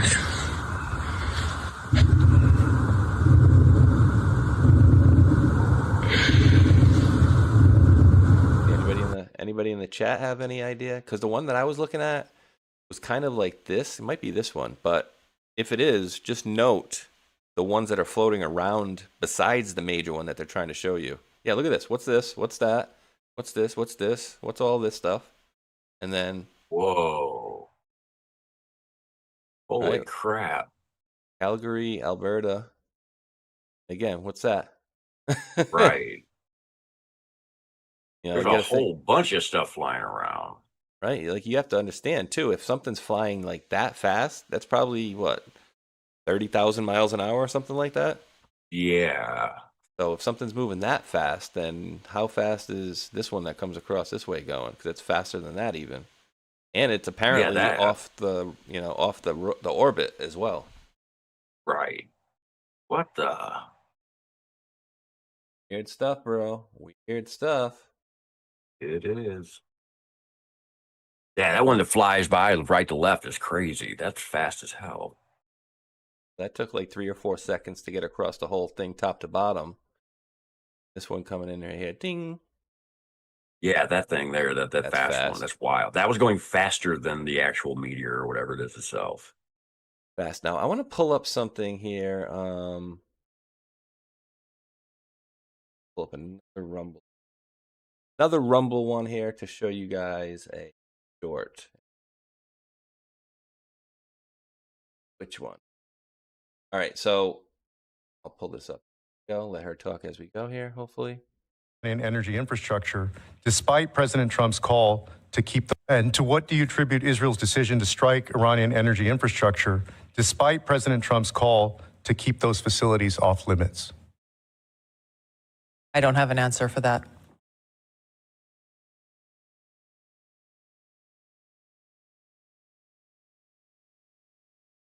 So they ignored the president. You agree with that? I'm not privy to any of their deliberations or what went into their calculus in launching this or other attacks. We are not involved with in the operational element of this. We're providing continuously on a daily basis the intelligence assessments of the events that are occurring. And to what do you... So she said it, Ratcliffe said it, Donald Trump said it a few times, that essentially their goals are not the same as our goals. And in my humble opinion, Matrix, I think this is where the break is going to happen. The split is going to happen, right? Because he said, yeah, we don't want to hit infrastructure. And then what happened? well, a certain country out there, I'm not going to say which one, will hit some infrastructure. And then Trump even said, like, yeah, they did that. They're not going to be doing that anymore. And guess what, Matrix? I think they're going to. I think they're going, and actually, I think they did today. Yeah, I think we're really leading up for them for last for sure. And I think that where they split too is we know most of us know about the Greater Israel Project. That project, of course, can't happen if it goes Trump's way. Oh. So that's where I think they split right there, is because, like you said, they want to take out infrastructure. Trump don't want to because he wants to keep it for their people. Well, Nettie Boy doesn't want those people to have anything. He wants to take control. Nope. And they were already trying to push people out of Lebanon like day 1 or day 2 of the Iran area. Right. This one was pretty crazy to me. So I don't know. Kag Drogo dropped this yesterday and says, Iranian missile strikes Dimona, home of Israel's undeclared nuclear weapons program. This is the same Israeli nuclear program JFK wanted to stop and demanded inspections before he was killed. Because remember, they don't let the IAEA in there to inspect anything. And they're they don't answer it essentially. And so they're not part of the main nuclear countries like the rest of us are, right? And so this is supposed to be, and I found this was interesting, dude. To me, it almost looks like maybe it was like a different stage, like stage 1 or stage 2 it came in, and then it got to this area and then launched super fast from wherever, because I don't see something coming in like, shoo. It looks like something like right here launched it, or whatever it was, hit another like turbojet at the same time. But watch this, it's just weird. Then I'll turn the sound down and let it play a couple times. See what I mean, though? How about it looks like it came from something like right here. See what I mean? Right. But what is it? And then they say that's the undeclared nuclear facility, and this guy's right there, dude. I mean, that don't make no sense. If it's right? Undeclared nuclear, it didn't look like a nuclear facility, though. Look at when the camera jumps. Yeah, exactly. It looked like a normal area. That looks like more like a house straight in front of us. It's a normal car sitting out here on the road. Yeah, it looks like almost like a missile coming straight towards the camera. But my only question is, what are the odds that person pulled his camera out to look at a missile coming at him? Right. Unless that bright light you see was coming for a long time, and we don't just see behind it. You know what I'm saying? Yeah. Yeah, so it could have been coming at him for a minute, from a distance. See that, though? It looks like there's an object that's like sitting there. I know. And maybe it kicked something out, like, like the shuttle does their like boosters and like, all right, well, we use this one out, we'll kick that out.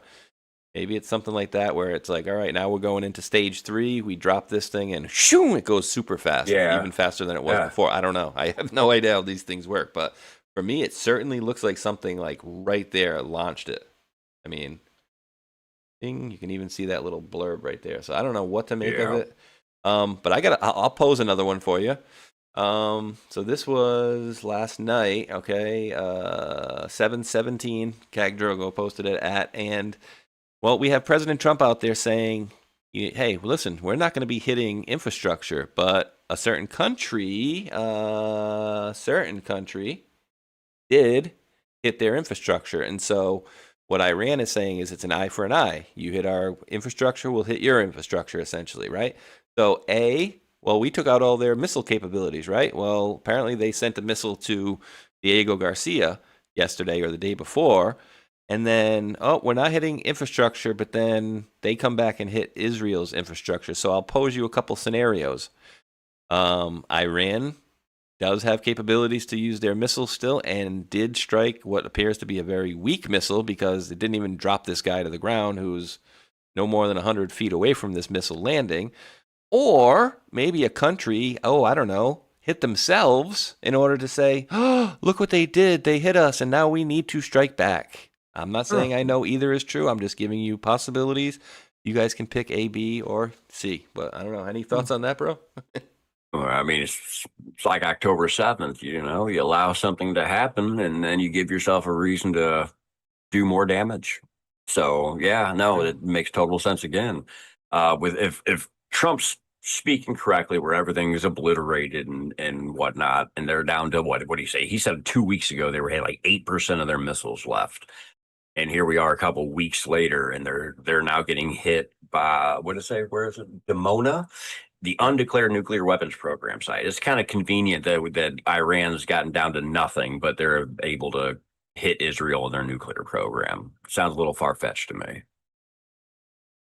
Some folks in the chat are talking about some video. It'd make more sense if Israel did it themselves. I'm sorry, it just does. I'm trying to see this. Dennis the Menace talking about a video on David Harris's. Anything I should pull up for the show? Is it worth it? What do we got? But I did have an interesting videos that I think I was going to start with it. Oh, yeah, here we go. This is crazy, dude. So I wanted to start with this towards the beginning of the show, but of course we were scrambling stomachs and eggs. Let's see. Yeah. So I don't know who this dude is here. Furkan Gozgura, PhD engineer, Alwan Quen, whatever that means. But listen to what he says here, dude. And if this is true, which, I mean, at this point, I wouldn't doubt anything. But if this is true, this is absolutely disgusting and a slap in the face. And this is an FBI file that says one of Epstein's, it says what appears to say BFs, best friends perhaps, Jean-Luc Brunel has, quote, helped get girls. He is wanting to cooperate. And it goes on to discuss a plan for that and that he's hired a lawyer and how that would work. And so these are notes that date all the way back to a period where Brunel was believed to have considered cooperating. If you haven't heard of him, you haven't followed this case as closely, he's one of the key officials because he held himself out as a kind of modeling scout. He did, and that's debated over whether he was actually an alleged sex trafficker, but that was one of the tools they would use. He went into businesses that had arrangements with Epstein. He was on the flights a lot. So his name was one of those that had been around before. But when we, and this is an FBI file that says, interesting, huh? One of Epstein. So it's basically saying Jean-Luc Brunel was going to testify against. It says basically Jean-Luc Brunel, he was offered to flip and expose the entire trafficking ring for immunity. Imagine that, dude. I'll pull his face up so you can remember what he looks like if you don't. Wild looking. As I said, every weekend you're gonna hear me say the same thing. I'm terrible with names. Okay, let's see. Give me a face, I'll probably remember. Accused of rapes in the early 80s, 60 Minutes, drugs and assault on underage models. He supplies teens to Epstein via Karen Models. MC2, follow the Brunel rabbit in France. It leads you straight into the shadow burrow. Is that Karen Mulder at the end? Mulder? Mulder? Like Scully and Mulder? At the end? Huh? Karen Mulder. I don't know who that is. I don't know. Mulder, when I heard that, I think X-Files. Anybody in the chat know who Karen Mulder is? I don't know why you would be brought it. Let's listen to a little bit of this, see where this is going here. American Girls in Paris. I don't know. Is this man, the head of Karen Models, one of the largest and most prestigious agencies in the country. His name is Jean-Luc Brunel. The girls told us Brunel is very careful about the models who are under the protection of Eileen Ford. But Courtney and Sherry, who are not Ford models, told us about the dinners he invites his other girls to attend with his male friends. It's a meat market. You are there for the purpose of somebody wanting to take you home to bed. He is acting as a matchmaker. He's got the agency. He's got the girls. His friends say, oh, Jean-Luc, I'd like to meet some girls, or we're having a party tonight. Can you bring some girls? And what happens if you say no? You don't work. You've actually known, be very careful of this, you actually have known that he has made someone pay a professional penalty for saying no. I know, I paid a penalty for saying no. I was personally proposed to by himself, Jean-Luc, and I said, no way. I laughed in his face, and I had no more appointments, and I never worked. A lot of these bigwigs at the agencies literally have a scale where in this hand they have your career, and in this hand they have what they want. And your career can go up if they get what they want. If they don't get it, your career goes down. How about that, dude, huh? I didn't even know this documentary existed. And here's a newer picture of him, allegedly with Epstein and Ghislaine apparently flashing her boobs at him, maybe, and he's looking away. But that's him a little bit older, and there's some older pics as well. I mean, dude, look. Used at 1992 and 81. What was that last one we were just showing? That was the 80s, right? The 88. Right? And so that's crazy. So this dude has been into some creepy stuff for a very long time. Long time. Yeah. Jean-Luc Brunel. Man. Can't stand hearing that shit too. Oh, if you don't do what they say, well, they take away your whole career. You just gotta do everything they say. And if you don't do it too much, you end up dead. Right? Oh man, I need translation. 888 Anonymous reveals new photo showing Leslie Wexner, Jeffrey Epstein, Peter, remember, former Lord, maybe he still is, Lord Peter Mandelson. Yep. And in the blue t-shirt or the blue shirt, Jean-Luc Brunel. They also note that Leslie Wexner said he had never met Brunel. Just like, what's his name? Lutnick said he never met Epstein, but apparently... Yeah, right. Oh, there's a somewhat newer picture of Brunel. He has that, like, wild, like, I don't know, that almost animalistic friggin' face. It's got a weird, creepy smile to him. He looks creepy. He looks real creepy. Yeah. So that's pretty nasty. But this one was this one I just talking about here. No. Okay. The one that they were covering up this stuff, and so they covered up the whole way essentially, right? All the way back to 2005, 8, 6, 8, whatever you want to say. But the idea that somebody would have testified and what happened to him? Dead. What do they say about dead men telling tales? They don't tell him very well. They don't tell them stories. But Hulk had this for yesterday's show, and I just thought it would be interesting. I thought you specifically, because you like numbers, would find this one just interesting, just really quick, and then we're moving along. But hey, Linda McMahon, as student loan debt nears what? How many trillion? 1.7 trillion. Wow. It's clear that the U.S. was never intended to serve as our nation's 5th largest bank. But yeah, 1.7, of course it is. Isn't that interesting how that seems to always be popping up, like left, right, and silly sideways? And if it's not 1.7, 107, 17 itself, it's what was I going to say? We get 107, 117. We're getting all that. Plus, we're getting 98s, 89s all over the place too, which is very simple. Just add them together, you get the 17s too. They're nonstop everywhere. So, oh, and by the way, we didn't actually mention this, but R.I.P. to Chuck Norris. Oh yeah, absolutely. Yeah, I posted a little something the other day. Let's talk my second. I said rest in peace Chuck Norris, and I put his kickboxing record. 183 wins, only 10 losses and 2 draws.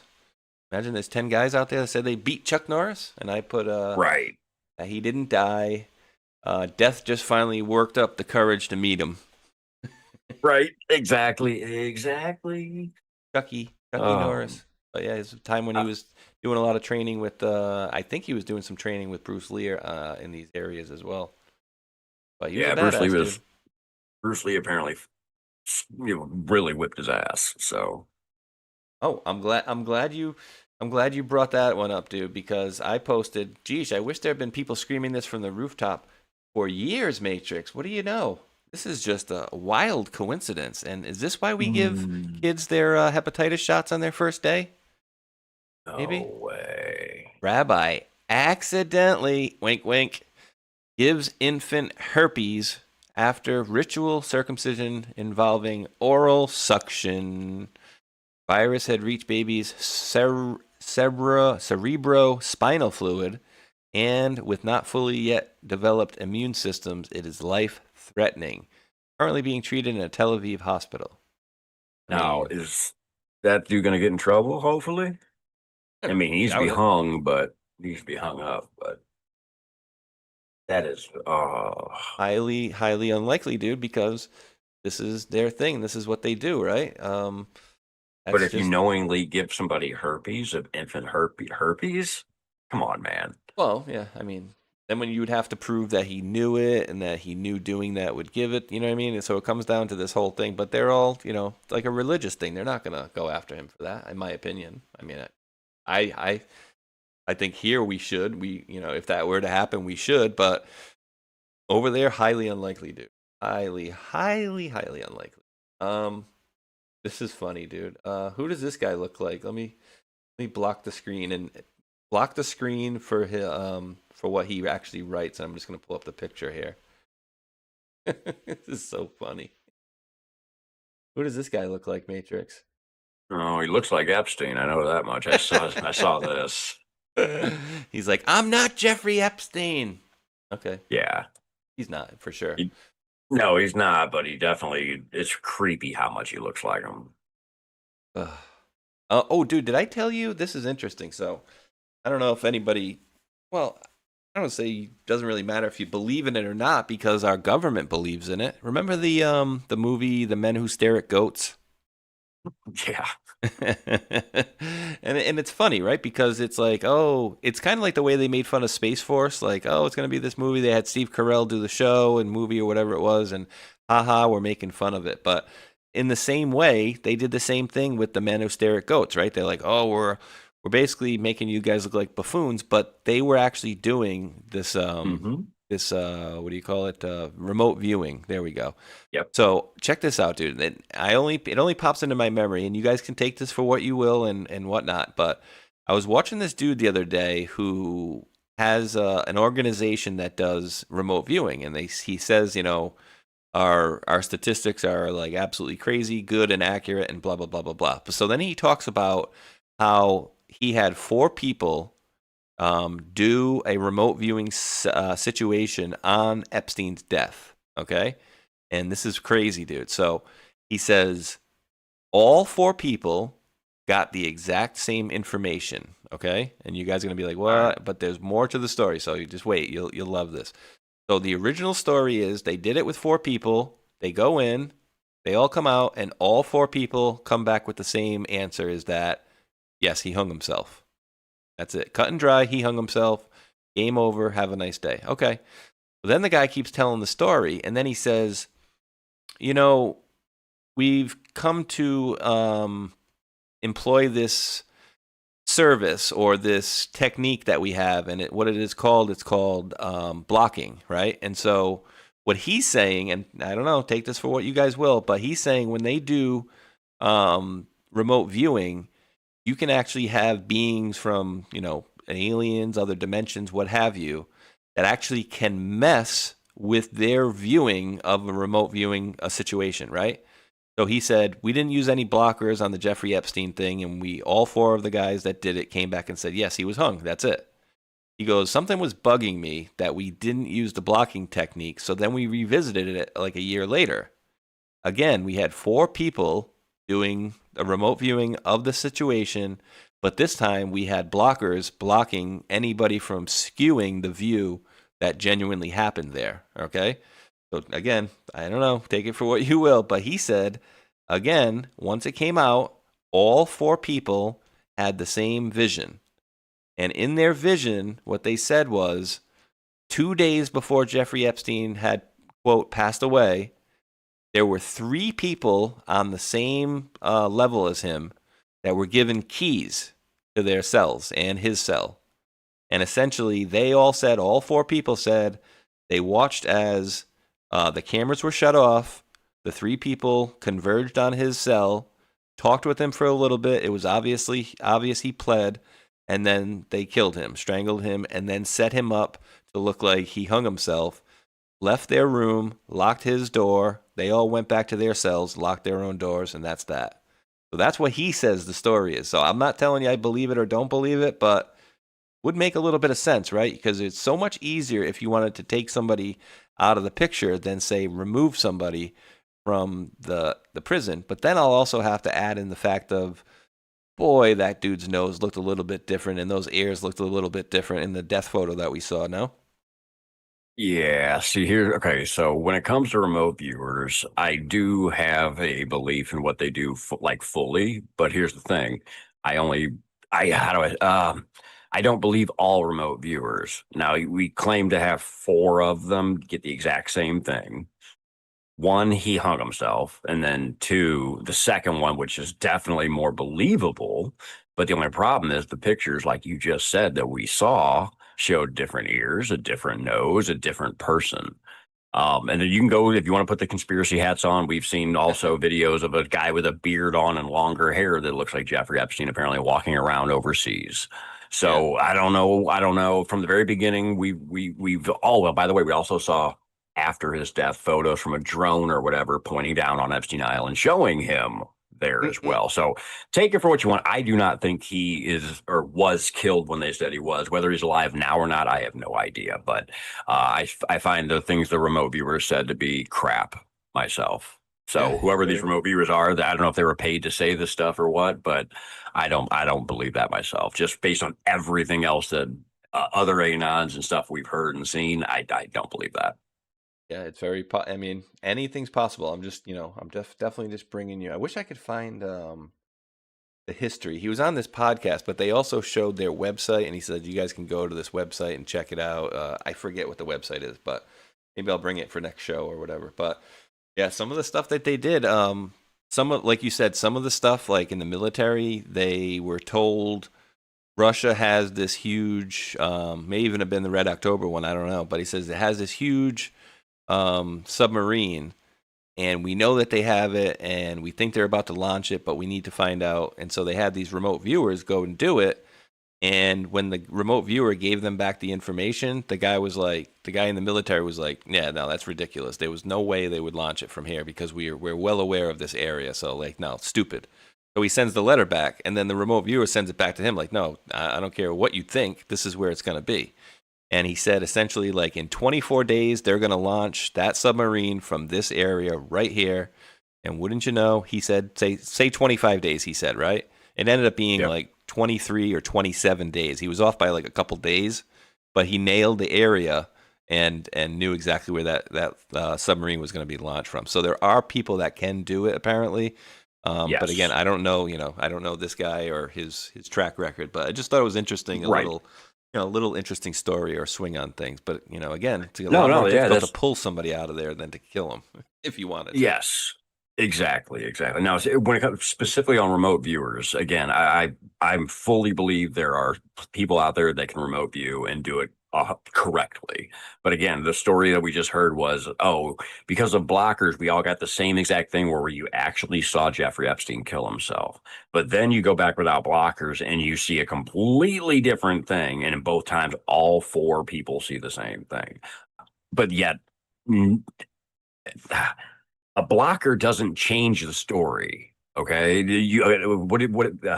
that'd be 4 different people that are going basically into a spiritual realm and having all 4 people get the exact same experience that is completely wrong. I don't believe that's possible myself. I just don't. And this whole, aliens can come in there and mess with you. Yeah, I believe that interdimensional beings can do that, but I do not believe that all 4 people were getting that exact same thing going to them like that. That just sounds way too hard to believe, because when remote viewers do their stuff, I've seen a lot of remote viewer stuff.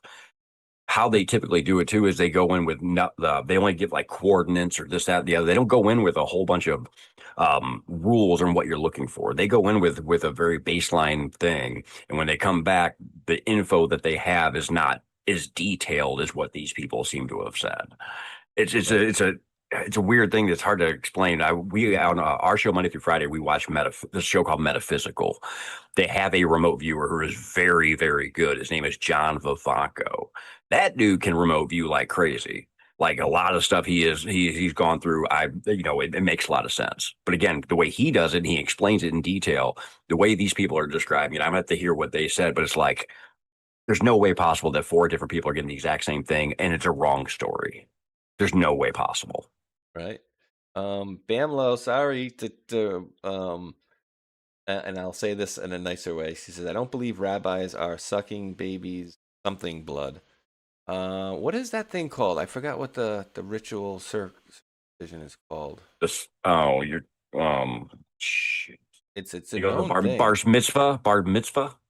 Yeah, Metzizah Bipa. When a baby is circumcised, some ritual Jewish circumcises mohelim do a practice called that. It's when the mohel uses the mouth to suck blood away from the circumcision wound as part of the circumcision ritual.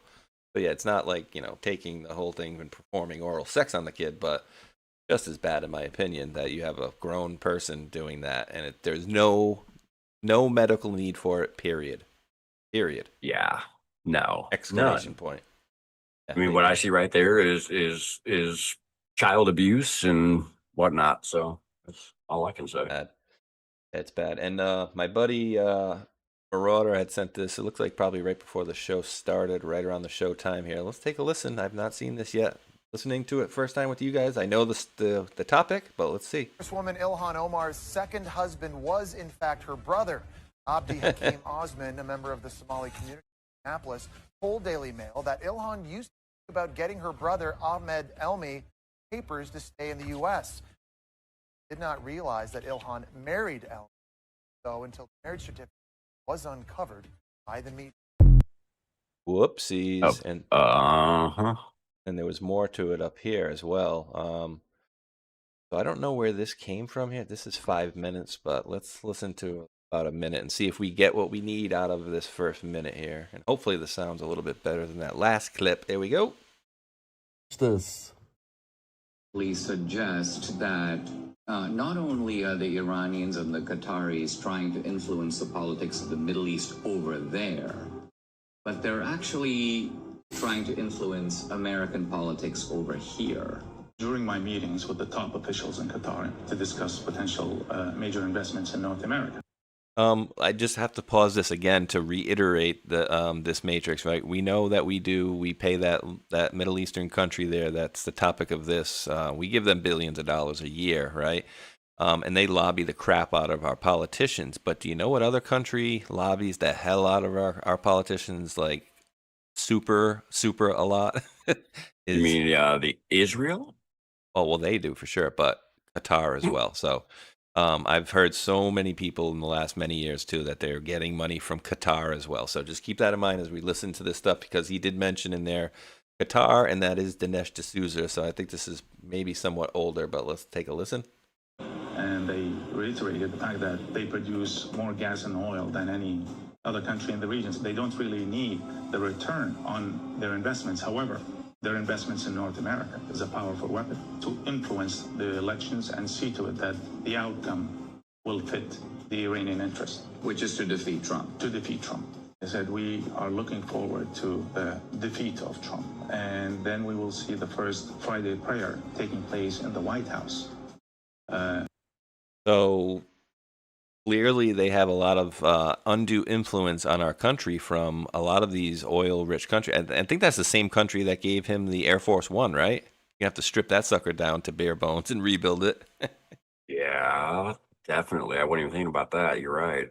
But think about all these countries that are paying all these people to come in, right? And we look at her like, oh, well, she's just coming in from some country or whatever. But then we find out that, her parents are, let's just say, militant, to say the least. And she wasn't like a nobody there as well.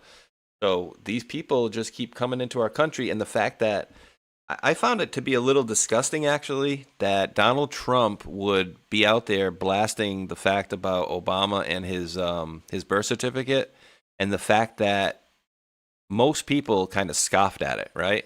Like that nobody genuinely wanted to dig into it, except for kind of us, air quotes, conspiracy theorists who have been right about, 99% of the things. But like a majority of the people in our country were just like, yeah, whatever, who cares? And dude, do you know what it came down to in the lawsuit when they were doing this? Because they had a lawsuit going on that he should not be allowed to run for president. And the end result ended up being, because it was during his first term, is that, well, he's qualified to run for president because he is president now. And it's like, Yeah, but if he was never supposed to be in the first place, and he's not a citizen of our country, then he should never have been. And so it's just disgusting. And then maybe he was like dipping the toe and to see the reaction, and they said, "Oh, well, they don't care. Okay, we're going to send Ilhan and Talib and all these other, whoever else came in along the way." But it's just disgusting that they are. Oh, what's that term? Infiltration instead of invasion. Invasion. They're kind of doing both now. Oh, they've been doing both. And what's funny is looking back at all the times we heard about an alien invasion. Who'd have thunk it was going to be human aliens that was the invasion? Got one for you. I didn't even think of this the other day. You think of, everybody immediately thinks of UFO, right? The day before yesterday, the U.S. government registered aliens.gov and alien.gov. When asked about it, oh no, told Defense Scoop in an emailed statement to, quote, "stay tuned," with an alien emoji. But I was thinking, Matrix, hey, it could be about the illegals too, couldn't it? Yeah, exactly. That's oh boy, yeah. The alien invasion. Come on, man. Yeah. That's ridiculous. An alien.gov. And dude, check so this out. when I asked about the White House. Oh, good. I was going to say, Tron said he's going to do a 6-hour show today. He said he started at 10:30 and he's still live now. It is 10. That's 5 hours right now. Going live. Last week he didn't come over here till 3:30, another hour and a half from now. Yeah, he rated us. I was like, wait, is he? Oh my God, he's still live. And he said this week, he goes, I'm probably going to go live 6 hours this week. Holy crap, bro. Well, welcome to my world. I do that five plus days a week. So heck to the no. Hey, how's Rumble Studio been working out for you? Did that been all good for you? Yeah, it's nice and easy now. I basically choose one time per show and do a single read. Usually it's the Rumble wallet and whatnot. So just been doing well with it. I mean, once you show me how to use it, especially after you were not with me on Monday, nice and simple, nice and smooth. I had to get a hold of you. I was like, wait a minute, how did I start this again? Once I did that, everything's smooth, everything's good. I mean, I'm not going to go much deeper with it. They now have where you can actually use it as the studio itself. And it's like, I'm used to OBS, but the way we're doing it, like just using it on the side, that's so simple. I like it. Yeah, it's perfect. Speaking of Rumble Wallet, I'm going to do a Rumble Wallet ad really quick here. Yeah, let me refresh mine. Let me check here. I might start doing. I'm gonna start bringing older stuff like that. I like revisiting some of these old things that we kind of forgot about. I do too, because honestly, a lot of stuff. I'm bad with names already, but stuff from 8 years ago and whatnot. Yeah, those are a lot of stuff I haven't even thought about. So like you're revamping stuff and teaching me stuff at the same time. So I like that stuff a lot. Likes it. Let's see here. I got my own on my end. Actually, I can do two perfectly. Wallet. So good. Yeah, on the wallet. So yep, I got my own. Because last time you said we were when we tried doing it to where it worked for both of us, it didn't work on my end. Okay. All right. I'm clicking accept. All right, and I'm gonna mute yourself on my end. So I'll read mine. You read yours. We'll get this done. Oh no, yeah. You don't even have to. You can just mute yourself. I'll read it. It'll pick it up on both, and it'll work just like that. No problem. Oh, okay. Well, it didn't work last time for me like that, but yep, go for it. It will. It'll be good this time. Okay. Guys, here's a little inside scoop that many creators are talking about behind the scenes. It's actually one of the reasons I'm using Rumble. They made a way to super chat creators so we get paid immediately and without any fees, like you saw a little while ago. YouTube and Twitch take up to 50% of the fees when you tip creators, and this method takes none. That's right, the platform takes zero fees. I keep 100% of what you send me. You can super chat with Bitcoin, Tether USD, or even Tether Gold stablecoins. The tip will show up directly on the Rumble chat, which I will absolutely read. All you need to do is download the Rumble wallet on the App Store and send the tips to your favorite creators. You can head over to wallet.rumble.com, or again, you can download from the App Store directly. Seriously, what an amazing way to get rid of the middleman and help the creator economy. And shout out to Rumble for making this disruptive technology available. Boom. Boom, boom, boom. All right. Hopefully that works this time. Yeah, that's how me and Hulk do it basically, because It always floats over to the other side. So as long as we're doing the same one, we should be good to go. Going Yep, and forward. I read my script while you were reading yours just to see, and it was exactly the same. So that time it should work. Yeah, and well, you might have one's Rumble Wallet and one's like Rumble Studio or something like that, or it might be something a little different along the way. But yeah, so let's see. How was? Yeah, dude, this was crazy. I don't want to play the whole thing, but we're gonna have a lot of fraud coming out of California, dude, and we've touched on it in various shows throughout the last couple of weeks, dude. But I'm gonna let maybe a minute of this play. I think this is Bill Asaley. Is that Bill Asaley? Pretty sure that's Bill Asaley, the attorney for California there, next to Dr. Oz. I can't really see his face too good, but let's see. Here we go. About a minute of this. Here we go. Good morning, everyone. Okay. My name is Matthew Gagliotti, and I'm the head of the Justice Department's Criminal Division. Okay, not Bill Asaley. Thank you all for joining us today as we announce the largest coordinated healthcare fraud takedown in the history of the Department of Justice. Today marks a decisive moment in our fight to protect American taxpayers from fraudsters and to defend the integrity of America's healthcare system.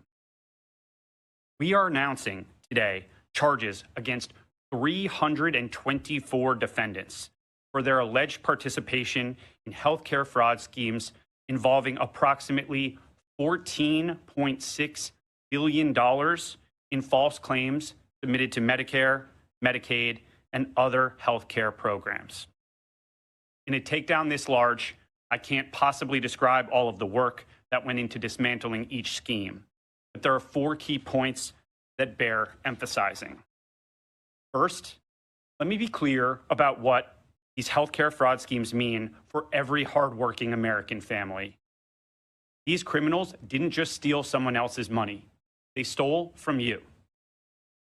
Every fraudulent claim, every fake billing, every kickback scheme represents money taken directly from the pockets of American taxpayers who fund these essential programs through their hard work and sacrifice.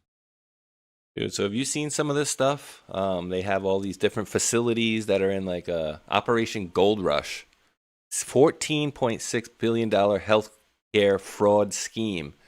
324 individuals charged in what's described as the largest case in U.S. history. Dude, they said they could get a business license in a different country, essentially, to start running a business in California and other areas, dude. It's absolutely disgusting. Now, I've been waiting for this since Nick Shirley this whole thing came out about Minnesota. I've been waiting for California to come out, and now that we've had Nick Shirley in California, we got to see him go down there and do his thing. So they had hospices. What was it? It was an area that had like I don't know how many hospices. It was basically like almost like an apartment building or whatever. Yeah, it was literally hundreds of hospice care in one place. And then when they went there are other places, they were like completely empty apartment buildings too, or whatever kind of businesses they were. They're completely empty. Nobody's even there, but the parking lot's full of cars. It's like, dude, like I was blown away by it. Like the Minnesota stuff, that was cool. But the California stuff, I am sitting over here waiting for it just to find out what we get to find out about it. Because okay, where we were, how many billion? 14.6 billion in scams. Now that's just in one little bitty piece, isn't it? Or is that the entire state? Well, I mean, I don't even know if it's the entire state or just that one little area of the state. Because remember, it was like a 1 square mile area had hundreds of these facilities in them, and there's no way that's possible legally. Thank you. Now think about this: Minnesota was at 9 billion. We just got a 14.6 billion on a little bitty area. Can you imagine how bad California is going to be? Oh, it's going to make them look like they're like the Yankees playing against a local little league team. A little league team, yeah, exactly, literally. Oh my God, I can't wait. This is gonna be great. So here's my question to you: is where does Gavin Newsom fall in all this? Do you think he ends up getting any brunt end of this for any of the fraud? I think he should. Will he? Should, yes. Yeah, I mean they're also protected over there with the the families there, the Browns, Pelosi's, the Gettys, Newsoms. Feinsteins and stuff. So Should he? Yes. Will he? I don't know. He might be like their version of Teflon Don, you know? Yeah. He's such a weasel that he might weasel his way out of it. But I think we sure need to put the pressure on. And again, it's up to us as a society to get louder and show our displeasure with all this stuff, right? Like, we can't be just kind of, oh, that's bad and share it along. Like, no, you need to get loud and let your politicians know. And again, I'm never saying to ever attack anybody or hit anybody physically. Attack them verbally. Let them know it's not cool that, I didn't do anything with, yeah, but you got all these pictures with you and all these young girls. Like, really, you scumbag? Like, you don't think people know what you did? So while we can't prove certain things, we know exactly what they were up to. And it's up to us to be louder about letting our politicians know. And then always these folks as well, like there'll become a time that they cannot walk down the street. We need to make it so there'll become a time that they cannot walk down the street in peace, right? And again, not physical, mental. You can do a hell of a job on somebody mentally as well. Well, hey, don't forget what George Bush Sr. said. I don't know the exact wording, but he basically said we won't be able to walk down the street because they will lynch us in the streets if they find out what we did. He knew. He knew. Yeah, it's bad, dude. I mean, we'll see. We'll see how this stuff plays out. But of course, we always have the back and forth. And I did find it very interesting, what Trump was posting about. And actually, let me pull it up. I'm going to read you guys a little something here. Yes, high QV. He says Newsom is long dead. Well, that's the whole thing. Is it Newsom 1.0 or 2.0? That's the thing. You got to roll the dice on all these things. So yeah, that's another angle to take at it too. And of course, I hold the same type of angle too. But is he or not? I'm not sure. So, thought process. Come on, Mike. It's a very couple paragraphs. Okay.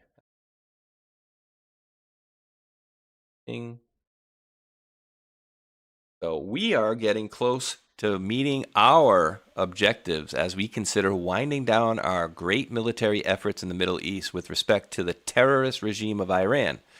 1. Completely degrading Iranian missile capability, launchers, and everything else pertaining to them. 2. Destroying Iran's defense industrial base. 3. Eliminating their Navy and Air Force, including anti-aircraft weaponry. 4. Never allowing Iran to get even close to nuclear capability and always being in a position where the USA can can quickly and powerfully react to such a situation should it take place. 5. Protecting at the highest level our Middle East allies. All right. Our Middle East allies, including Israel, Saudi Arabia, Qatar, the United Arab Emirates, Bahrain, Kuwait, and others. The Hormuz Strait will have to be guarded and policed as necessary by other nations who use it. The United States does not. If asked, we will help these countries in their Hormuz efforts, but it shouldn't be necessary once Iran's threat is eradicated.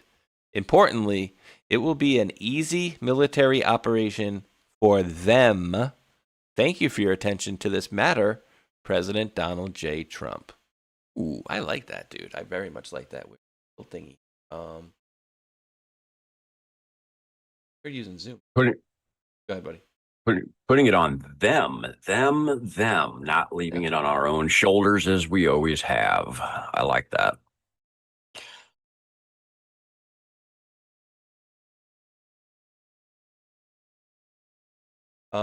So we have our Middle East allies. Right? Others. Protecting at the highest levels our Middle East allies, including Israel, Saudi Arabia, Qatar, UAE, Bahrain, So it's nothing outside of it's not like us and Israel against the world, right? Right. There are, just dropped my phone. There are allies, right? And just like the rest of them are allies. And dude, this whole thing about them not wanting to help secure the Strait of Hormuz, what does that do to the world?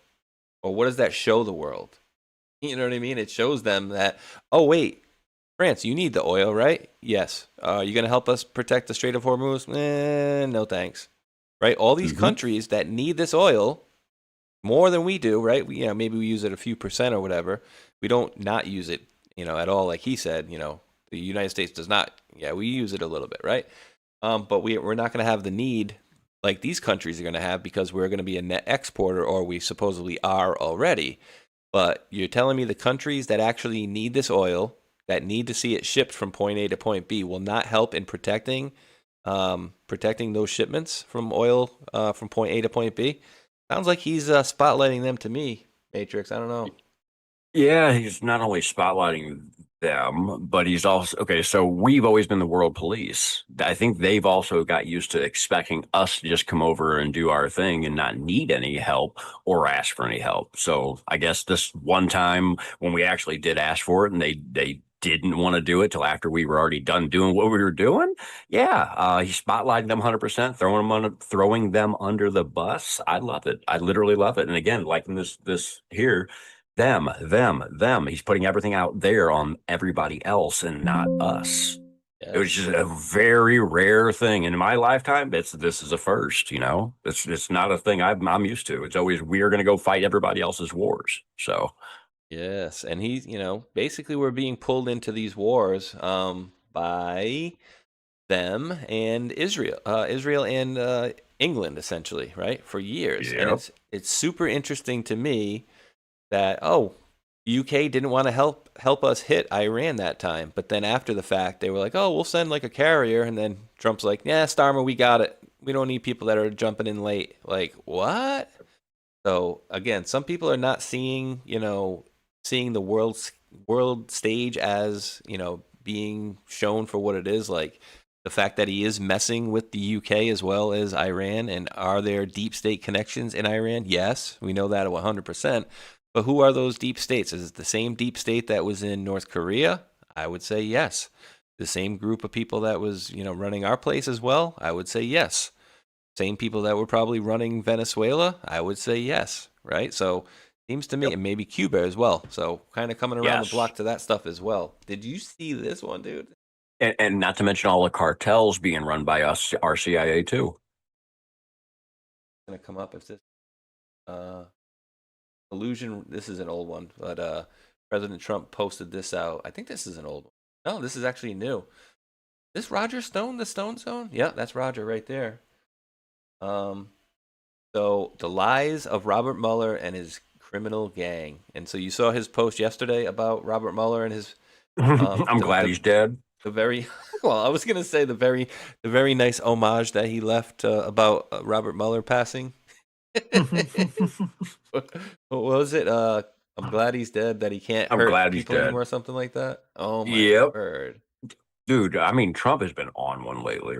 Again, the Japan Pearl Harbor comment, and then the one about Mueller dying. Dude, Trump is just trolling like crazy. Oh God, crazy cat rescue. What happened here? It didn't come up. So he reposted somebody else called Crazy Cat Rescuer. But he didn't put the whole link in.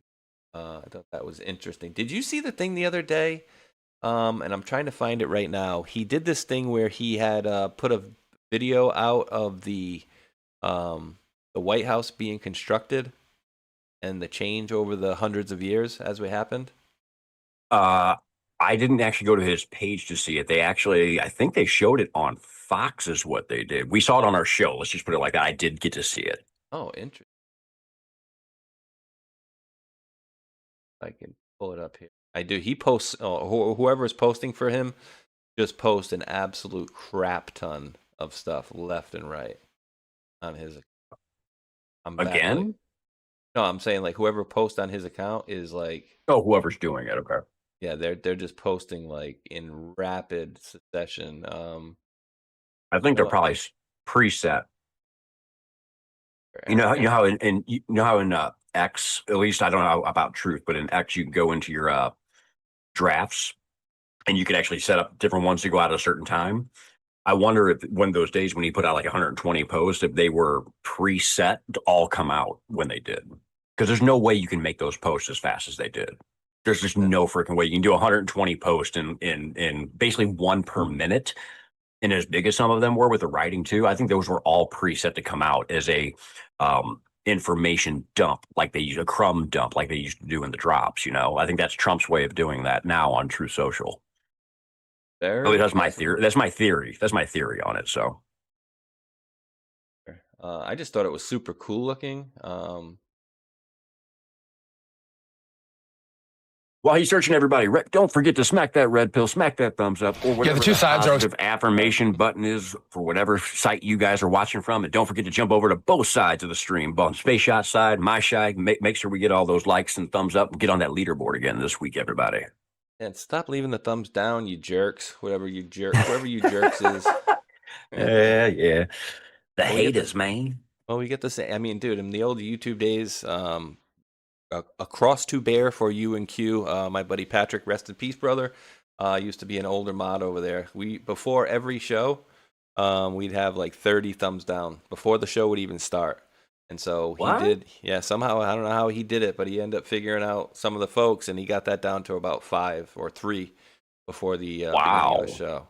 Yeah, so maybe he's figuring out people are leaving comments and whatnot, and maybe negative comments. But he did kind of squeak them out. But I feel like that's a group of people, and sadly, I feel like that's a group of folks that are in quote our side as well, that are maybe not. No, I know. Maybe some folks that are not getting on the leaderboard, in general, because they talk too much crap about people. Honestly, I never worry about the negative stuff anyway, because it's literally always just a small handful of people that do it. So they're in the minority. So how I look at them is I just look at them, smile, and laugh. That's fine. Hit those thumbs down all you want. Oh, here we go. My more immature side sometimes can't allow that to just go. Oh, I know. I realized that one with that talk we had the other week about the other thing. So I was like, okay, I see how you are. I was like, yeah, I used to be that way, where it's like, if I saw you face to face, I'll knock your teeth out. But since we're on the internet, I'm just gonna laugh at you, because I ain't playing those games. Internet tough guys. I mean, but the worst part is, and we're not dragging names onto the show here, but I don't understand why there would be people in our movement that are supposedly on our side talking crap about, say, a decode that you did. Like, it just makes no sense to me whatsoever. So, dude, I don't know if you had seen this. I think you said you saw it from somebody else. Let me turn it down because it's very loud, but just a cool looking video, and maybe there's something to it. Let's see. 57. Now, is that supposed to, does anybody know? I don't know if you know Matrix or not. I'm not sure. Is that what it's supposed to be done in 2029? Or are they going to add the rest of that? It's supposed to be completed in 2029. I think, if I remember correctly, there's I think July 4th, after the celebration of July 4th, after that is when they're going to go full blast to make it completed. I think they're the UFC thing. Once that's done, that's when they're going full bore with it. That's what I think I heard last week. So, oh, sorry, mute button. That's a little. It's just cool there. Hey, the British burned it down, right? Right here. Yeah, no, I like, and I didn't. It's a AI video, so there were no kind of comms I pulled from it. Of course, you pulled every year they put in here, but that's just upgrades to the White House. So now, was that like a greenhouse back then? It seemed like it looks like it. Yeah, it looks like a glass house. So yeah, terrarium. Yes, exactly. And then let's see, go here to 20. So you see, it's still in rubble over here. 2025, and I wonder, was there something else underneath there as well? Oh yeah, I'm thinking so. Think about this: the what was it? The Trump Kennedy Center, right? What did Trump bring up when they were talking about doing the work there? He brought up the basement and the sub basement and the weird things going on down there.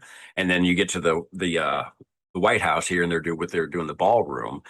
I can't remember all the things he said, but he was talking about how finding things in the floors and what's underneath it, talking about stuff like that. And he also talked, what did he say? There was something last week he brought up about, what did me and Omazon talk about? He said something that sounded like they had found something in the floors or in the walls. He gave some kind of weird comm about that. I can't remember what it was, but yeah, so he's mentioned stuff that's like that, like what's really underneath there. What are they going to find whenever they tear it down? Like, is there something hidden in the walls, in the floor? Is there bodies maybe? Is that maybe where some bodies are possibly buried? We were speculating, so don't know. going to the drops here, and I'm trying to remember that post. What was it called? Was there a Which one? Was it device or object? I'm looking for the keyword this because there was something like you just said. Was there a device or object inside the wall that could harm? Oh, here we go. I got it. I'll fly on. Oh, you got it. Okay, cool. Post 30. If that helps. Let's see. Would you believe a device was placed somewhere in the White House that could actually cause harm to anyone in the room and would, in essence, be undetected? Fantasy, right? When Trump was elected, you can't possibly imagine the steps taken prior to losing power to ensure future safety and control. When was it reported Trump Jr. dropped his Social Security, his Secret Service detail? Why would he take that huge risk given what we know? I can hint and point, but cannot give too many high classified data points. These keywords and questions are framed to reduce sniffer programs that continually absorb and analyze data, then pushed to Z terminals for evaluation. Think X keystroke on steroids. So they're talking about like social listening there, which is why I believe Dan and the team have interacted with ourselves and you and Omazon on Foxcoms. Not because they're sitting here listening to a 3-4 hour show of us, but when we say, "Hey, Dan Scavino, can you do this?" Well, Dan Scavino on it. Yeah, Dan Scavino's in a printout, and that's why I've said to you, hey, throw out a request. You'd be surprised. You'd be surprised. So Yep. Matrix, I got stuff other stuff we can kind of go down that road as well, but I always want to make sure we give you a little bit of time to, if you have anything, I didn't really discuss it as we were kind of a little out of sorts before the show. If you had anything that you wanted to touch on today. My main thing I was going to touch on, I did not get set up because of what happened to me before the show.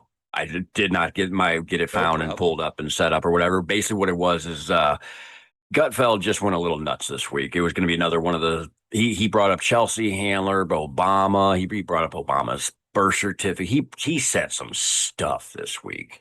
But I didn't get set up before the show because I had to do my thing over here. So yeah, I don't have it. So I'm all good. If you have plenty of stuff, we can just keep on rolling with this. I'm totally fine with that. So roll it. Okay. The kind of health. I would love to see. Hold on. All right. I think Senator Kennedy, dude, he's got the dad jokes for days. He's got the he's the funniest dude in Congress. Oh, for sure. Dude, he's got the dad jokes for days. See this? The resolution be agreed to, and the motion to reconsider be considered made and laid upon the. Is there an objection? The objection is heard. Objection is heard.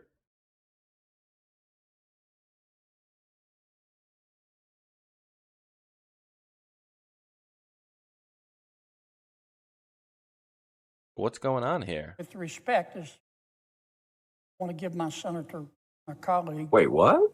Senator Schatz more time. As he objected and left the chamber, would he be coming back?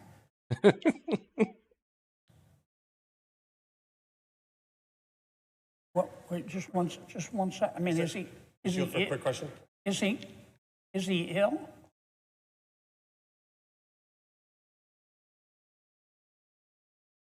So he Should basically. I do, Mr. President? Should I give him more time? So what's going on here? Democrats just blocked Senator Kennedy's resolution that would stop senator paychecks during a government shutdown, and then he ran out of the chamber.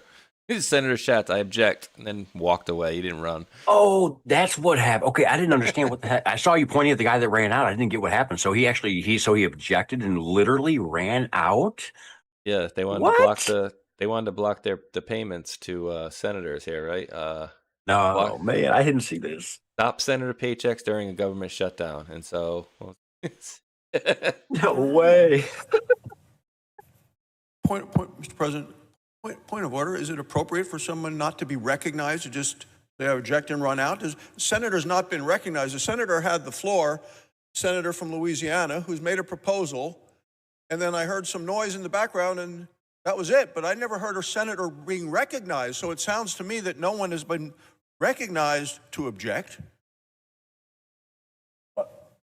Could we get a ruling, Mr. President? I don't want to be unfair to anybody. My Democratic colleagues, I told them ahead of time An objection was raised and an objection was heard.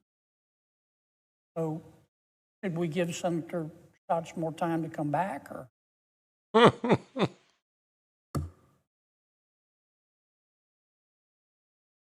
Did we give him more time to come back and explain? A little weird, I no? see the parliamentarian giving us. A little weird, bro, right? Like, what the hell is going on here? I mean, I don't watch all of those. I've never seen that happen before. That's crazy. And by the way, is my mic better? On my end, everybody's telling me to turn my mic up, so I'll speak a little louder now. Sorry, everybody. Oh, you've been fine on my side as far as I understand. As far as I can hear, Okay. anyway. Maybe it was on your side. It can't be an eyewitness spy. Who's that? Bamlo, you talking about this guy? I don't know if he's talking about this guy. A comedian's take, he's cross-eyed. He can't be an eyewitness. Okay, maybe he's talking about somebody else. Oh, actually, that was probably a comment from a long time ago. Going down there. But yeah, dude, I mean, he said, oh, the objection's heard, the objection's raised, and then he just kind of walks out of the room. Is that what we're doing nowadays? We're just like, maybe he got sick to his stomach too, dude. No, what do little kids do when they get mad?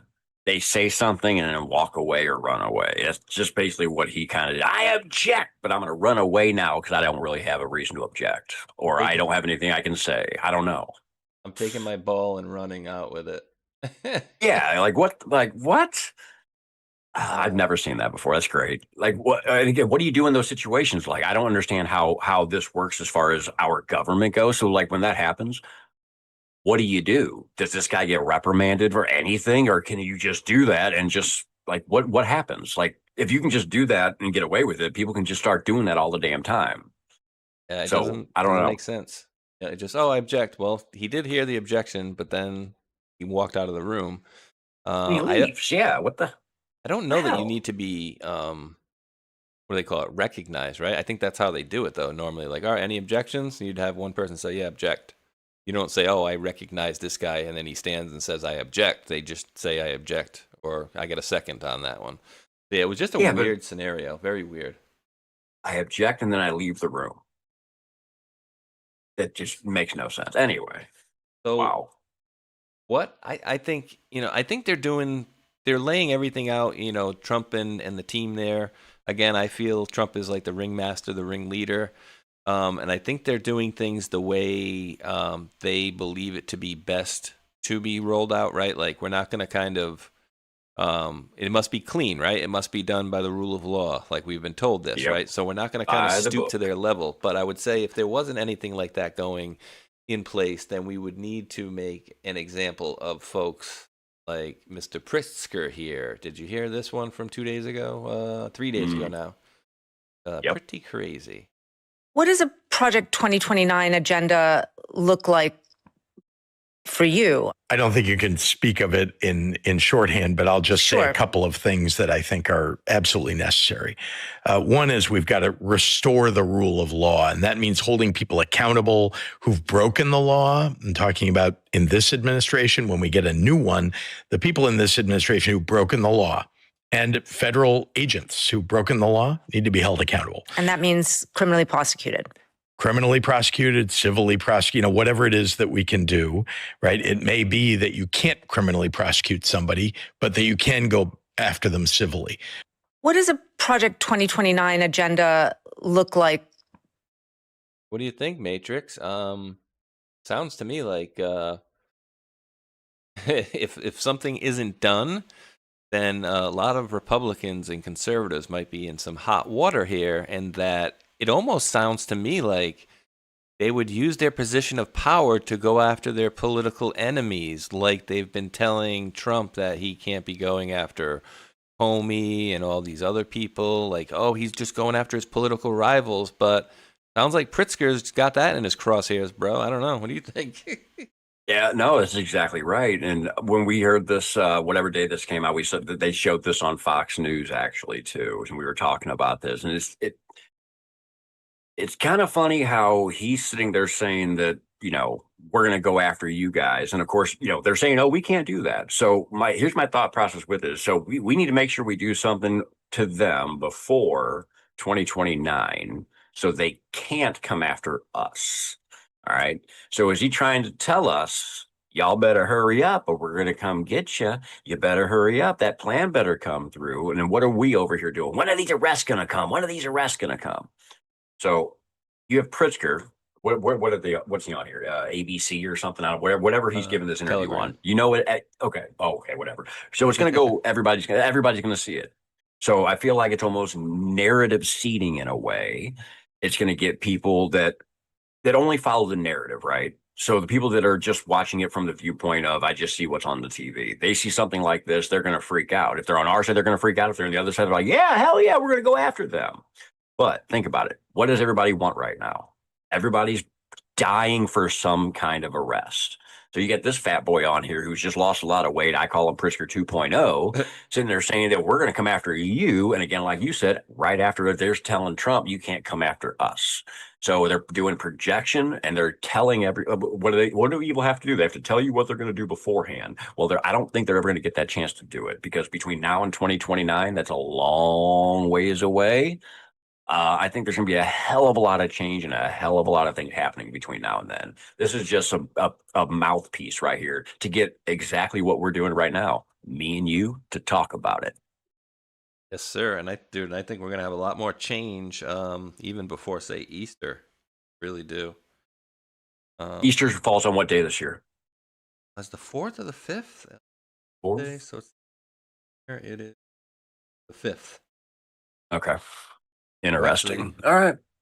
So yeah, actually that's so today's the 22nd, so it's not next week will be the 29th, and then it's the following week after that, bro. So I mean, I wouldn't object to doing a show that day, but I don't know if folks will be around to watch us. So let us know in the chat if you guys will be around at any time. I'll go live if Matrix has got stuff to do at a certain time anyways. People mostly eat in the morning. Actually, every holiday I'm basically live. I'm actually one of the people that goes on to be live, so people have something to watch during the holidays. There we go. All right, so that's settled. Here's another weird question, right? Like, dude, whenever COVID came around, like that really screwed up my sleeping habits, and I didn't go to work for like a year or whatever, and like during COVID, it was hard pressed for me to fall asleep ever before like 3 a.m, and most times it was like 4 a.m, right? And so that's kind of been happening again a little bit recently as well. But I was wondering how many people are awake at 1 a.m. here that are in our chat? Are any of you guys awake at 1 a.m, 2 a.m? Like I'm being serious too, because sometimes I just can't sleep and I'll pop the friggin' thing on and go live. And quite a bit of my people are definitely awake and whatnot, because when we do our shows, we still have anywhere between 400 and 500 people at our show between 1 and 2 in the morning.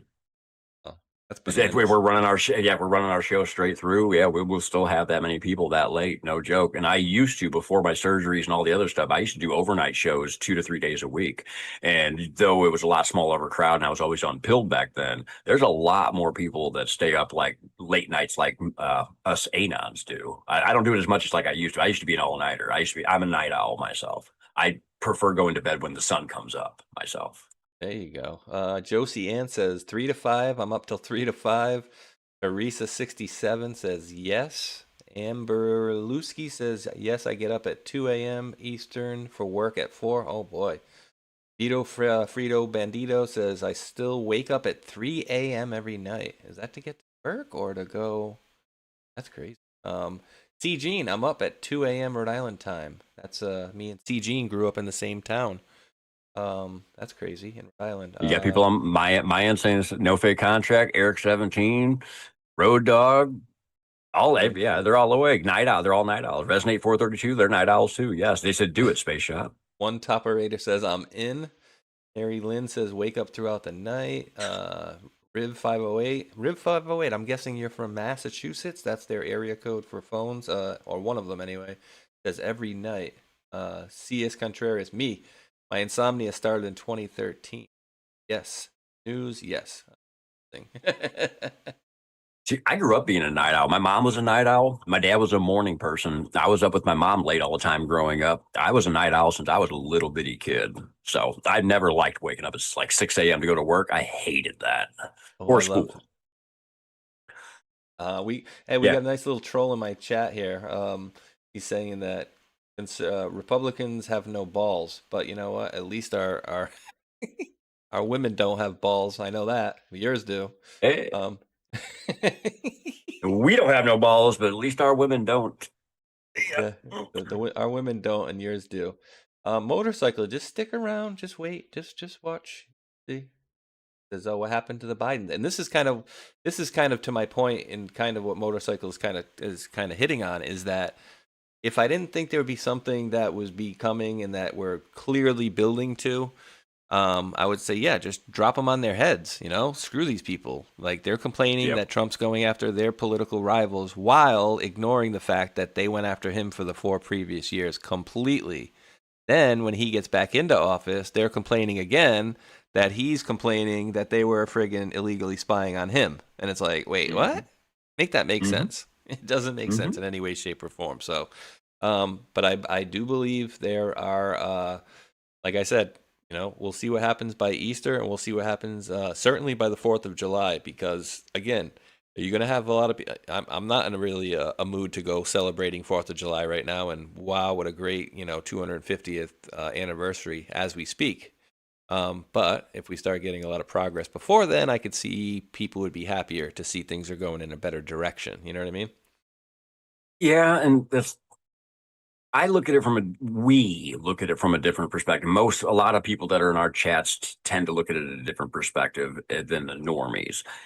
I don't see there being a problem by celebrating the 250 with everything going on because of all the stuff that we see going on and don't see. But if you go by the narrative and what the normies see, yeah, I can see why they would be like, I don't know why we're not celebrating. There's been no arrests, the Epstein files, and they'll have everything under the sun they want to complain about. But as anons, because we see things for what we do and how we see things, and again, we don't look at the world the same way as everybody else. We try keeping what we call a 40,000-foot view on everything. And with my view of the 40,000-foot, I got my popcorn popped, and I'm fully enjoying this show that we're watching, and I would love to celebrate it, the 250. But at the same time, I wouldn't go to a 250 celebration in no major big cities or anything like that, because that's a Democrat main city, I should say, because that's just asking for disaster right there. Heck yeah. I think I'm going to go into a little bit of woo stuff a little bit after this one, but this is, I've already played this one time this week, but this is the reason I'm bringing this up again is to Matrix point. We're seeing a lot of this stuff come out about, you saw the post that we had about President Trump earlier, right? He's talking about Mueller, he's talking about Obama and the election. And so by all accounts, dude, I don't see them dropping this whole election stuff, the 2020 stuff. Clearly stuff is coming back. We got DNI down in Georgia was out there helping them procure documents, which clearly means that we had foreign interference in our elections, but also what they did. And even here on Newsmax, where they got up the gusto to say this maybe a week ago or two. But I loved hearing this on live airwaves. So it's definitely worth repeating another minute of. It should shake every single American in their shoes. I hate to say this, but President Barack Obama, there is now incontrovertible evidence that he was the spearhead of a seditious conspiracy to subvert the will of the American people and overthrow the United States government back in 2016. We absolutely must hold every one of these criminals accountable for the crimes that they committed. They are the most heinous crimes committed in American history. James Comey, John Brennan, Clapper, Rice, Biden was in the meeting in July 28th in the Oval Office. They briefed Barack Obama on Hillary Clinton's plan to, quote, tie Trump to Russia collusion lies. It consumed our national discourse for 5 years. It undermined a sitting duly elected president. It sabotaged administration. It framed a three-star general. It destroyed and ripped this country apart. We had a constitutional crisis, the likes of which I don't think any American can fully comprehend. It is atrocious, and every single one of them must be held accountable. Yeah, and of course. Amen. Holy crap. What? Amen to that. But I mean, dude, like the what really dumbfounds me is the fact that we have people that are, I don't care if you're Democrat or Republican, like if you don't see the difference in what they're doing and what they did, then you're just brainwashed to the max, and there's really no help for you at that point, right? Because if you can't see what they did to President Trump, you know, and what it comes down to is a lot of these people have no respect for the office of the president, right? And like I said before, and I'll say a million times, as much as I couldn't stand that snake Obama, if they did the same thing to him, I would be complaining the same way, because what they did was completely illegal. You had assets, foreign and domestic, that were spying on all facets of his campaign. Just imagine, dude, they were spying on him and all his proxies that were out there for how long, and they couldn't come up with a friggin' parking ticket on the guy. Like nothing. So and that's my favorite part about the whole thing. You know how they're always out to get Trump, and look at the whole Epstein file situation where Trump had to sit there and say, "Oh, that hoax," to get everybody to say, "Okay, we want the Epstein files released." Yes. What did they come out? Oh, you must still be hiding some. I just saw one this morning that somebody posted out. What did they say? Trump needs to release the unredacted version of the Epstein file so we can finally get Trump, because that's what he's doing. He's actually just covering up his own name. So it just keeps on going and going and going. It's just never ending. We got to get Trump. We got to get Trump. I'm sorry, but that's just so annoying, and it gets old. But this Newsmax thing, this is awesome, though. They're actually coming out and actually saying this stuff out loud, though, seriously. Like, that we need this right here. They say this on Fox News, by the way. They will say that stuff. Yeah. But we need that type of stuff said on CNN, MS Now, MSDNC, all those other channels where the retards watch, because they're the people that need to hear it. Here's the thing. Here's the problem. Everybody goes after Trump, and everybody's we got to get Trump, got to get Trump. After all these years, they've not gotten a single thing at all. I think what we're seeing is we're still seeing the 4 to 6% that even if they're presented with the stuff of, hey, look what they actually did to Trump, they don't listen. They said, oh, they hear the name Trump, they automatically won't listen. They're just against Trump. They don't want to hear anything but what's against him, not what works for him. And what it is all they've done is go after Trump this whole damn time and got not a single thing. Like you said, not even a parking ticket. But those people don't see that information. They don't take that information. They don't accept that information. How do you get through to those people? It's almost impossible. Loving it, dude. And I don't know if you spent much time on Zoom, any of those Zoom chats with Bear at the parade there, Scotty's Zoom, or if you've rubbed elbows with the guy in the couch, aka the debriefing here. Some of his very interesting posts that he's put out. Actually. Debriefing, yes. As far as Scott at Beer at the Parade, he's been saying for the last month or so that we need to get each other's numbers and get onto a show together. So that will be coming soon. I'll send you his info after the show.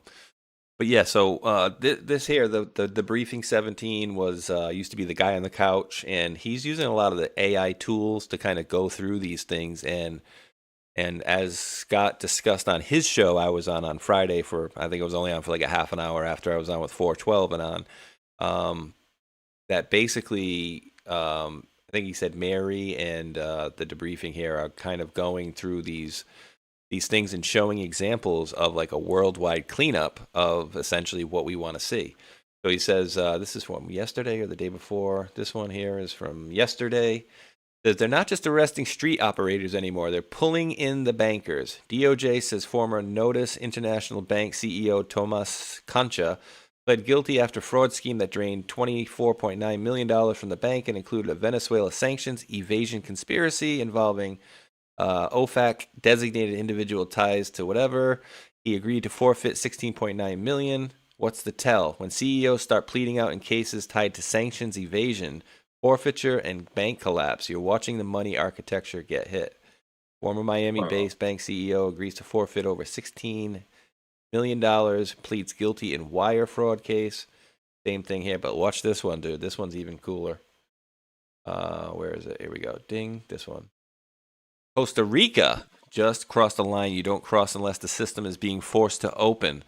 A former Supreme Court judge and former security minister was extradited to the United States on drug trafficking charges in what Reuters says is Costa Rica's first ever extradition of one of its own nationals. That only became possible after a 2025 legal reform removed the ban. President Chavez called him the tip of the iceberg. Reuters also reports that he's willing to testify and name others if his family is protected. Not random. This is what it looks like when the cleanup moves past street-level traffickers and starts hitting the judicial protection layer, the political cover layer, and the national sovereignty shield that used to protect the insiders. First the laws change, then the shields come down, then the insiders start moving. Timeline never lies. We posted us on all this here. Wow. Costa Rican ex-Supreme Court judge sent to U.S. in first ever national extradition, bro. How crazy is that? 129. Is that an interesting post, too? Oh, that's the one after the graphic. Let's see. Closing Act dismantled. Impossible to clean. Operations. Over to no such agency. Yeah, we've had that a lot lately, too.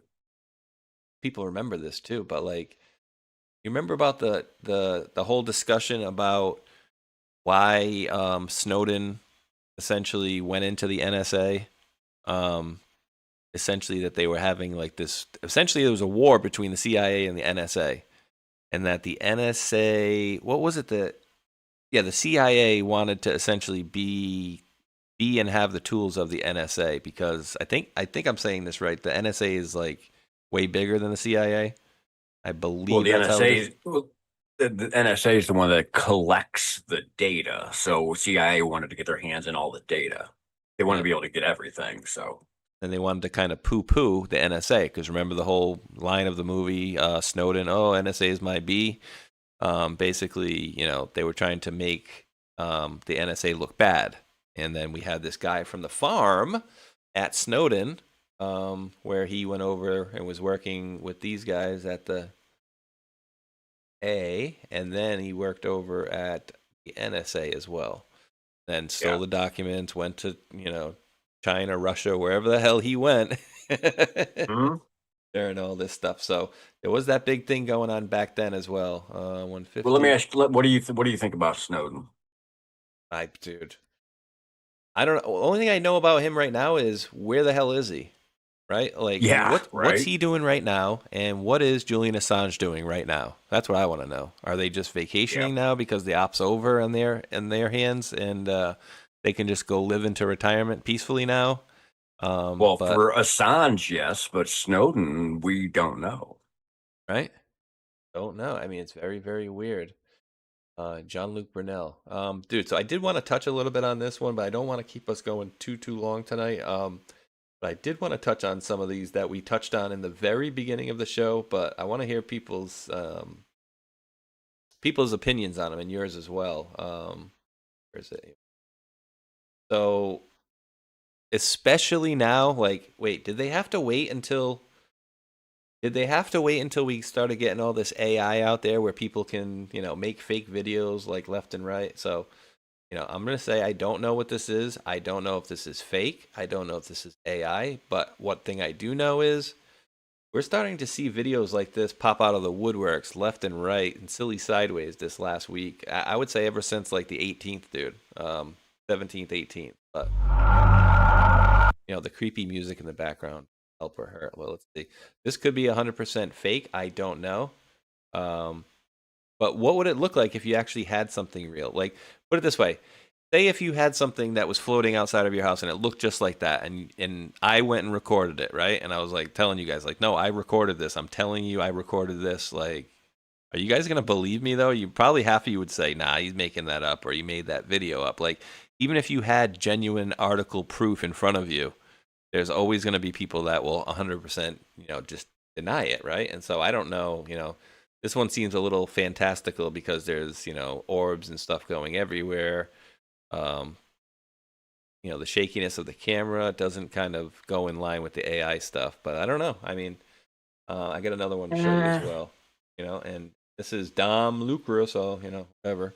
But again, people can be faked by videos. This is supposed to be chilly, and this kind of looks like that last one I was showing you right there a little bit, right? A little bit like that one. Little bit. It's a little bit cigar shaped. See, let's check this one out. See, that one seems more that one there seems more legit than the first one. Right? Because you can't really tell. But remember this thing too. Was it the TR3B? Find one. Oh, the big triangle?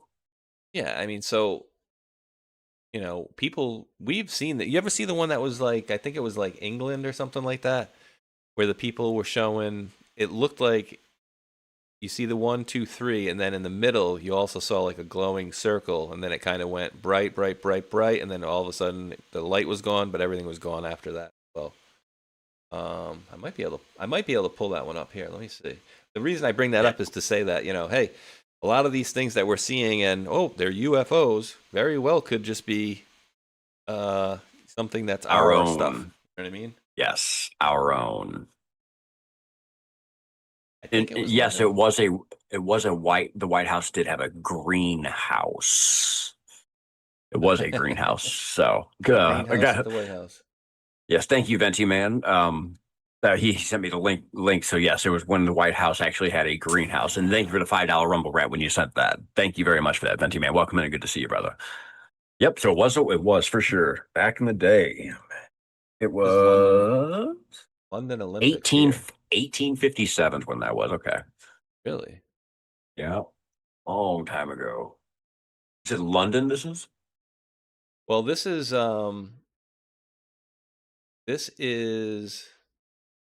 2012. It says London Olympics and whatever that was. I was just searching on here TR3B London. Because I remember there's one as soon as I see the video, I'll know exactly the one, but like right outside a guy's window and it kind of glows. And then the only thing that's different is you actually see, like I said, the big circular light underneath it. So, that's what some of these things could be, that, we're seeing some of this stuff and then we're saying, it's just fake or whatever, but could be government spacecraft for all we know. Governments, exactly. Think about this. Project Bluebeam hasn't been brought out yet to us. Right. We still need Project Bluebeam to come out so that alien invasion that we're going to see in the sky, not just the people coming across the border, that still has to come. And I think with all the alien talk, the Stephen King movie Disclosure coming out, we got all kinds of stuff happening. And you just showed us earlier the alien.gov thing. So it's just like eventually Project Bluebeam's got to come out. And the more and more stuff we see fall from the skies, that part might be getting closer. Because Bluebeam, I think, was supposed to be the end game for Hillary Clinton. Was part of it. Yeah. So you had the 8 years of Obama, 8 years of Clinton, and then part of that was going to be Project Bluebeam. So that dude, U.S. Air Force B-2 Spirit F-35s over Joint Base Elmendorf Richardson during Trump-Putin Summit B-2. That was badass, dude. That he had those things flying over them when they were there. Yep. I mean, look at the scenery too, dude. That's just gorgeous. Gorgeous. Don't want to mess with them bad, but look at that, dude. Look at that gorgeousness in the background. And then this guy, look how big that sucker is, dude. Right. Damn. Oh, dude, I love that stuff. But yeah, I mean, we don't know what they are. Will we find out coming soon to a theater near you? I hope. But there's so, I mean, I could literally do this right here. And you're going to see so many of these come up in the last few days alone, dude. Right? There's so much of this stuff going on. Rock sighting in Texas. And so, dude, I don't know if I ever told you, my UFO story. Oh, you have a UFO story? No, Yeah, I don't know. Please tell. Okay. See if I can make maybe. Maybe I can get a street view of this. This would be cool. If I can. I could even pull up the whole street so you guys could see exactly what I'm talking about. I don't even remember the street. Ooh, Laurel Hill.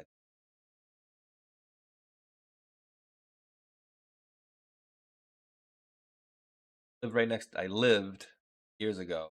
John Brown home. Coventry. What's it? John Brown. What's that? John Brown home near likely a reference to Hell's Gates. No, that's the haunted area. That was creepy, dude. Hell's Gates, yeah. Laurel Hill. Well, I mean, there was during my story, right? There was no stimulants involved whatsoever. No, I wasn't even, vaping, cigarettes, no marijuana, no drinking, no stimulants whatsoever. Yeah, you keep telling yourself that. No, sorry.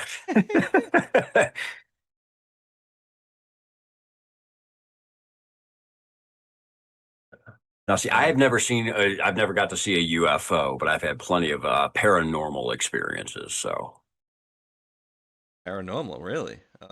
Oh yeah.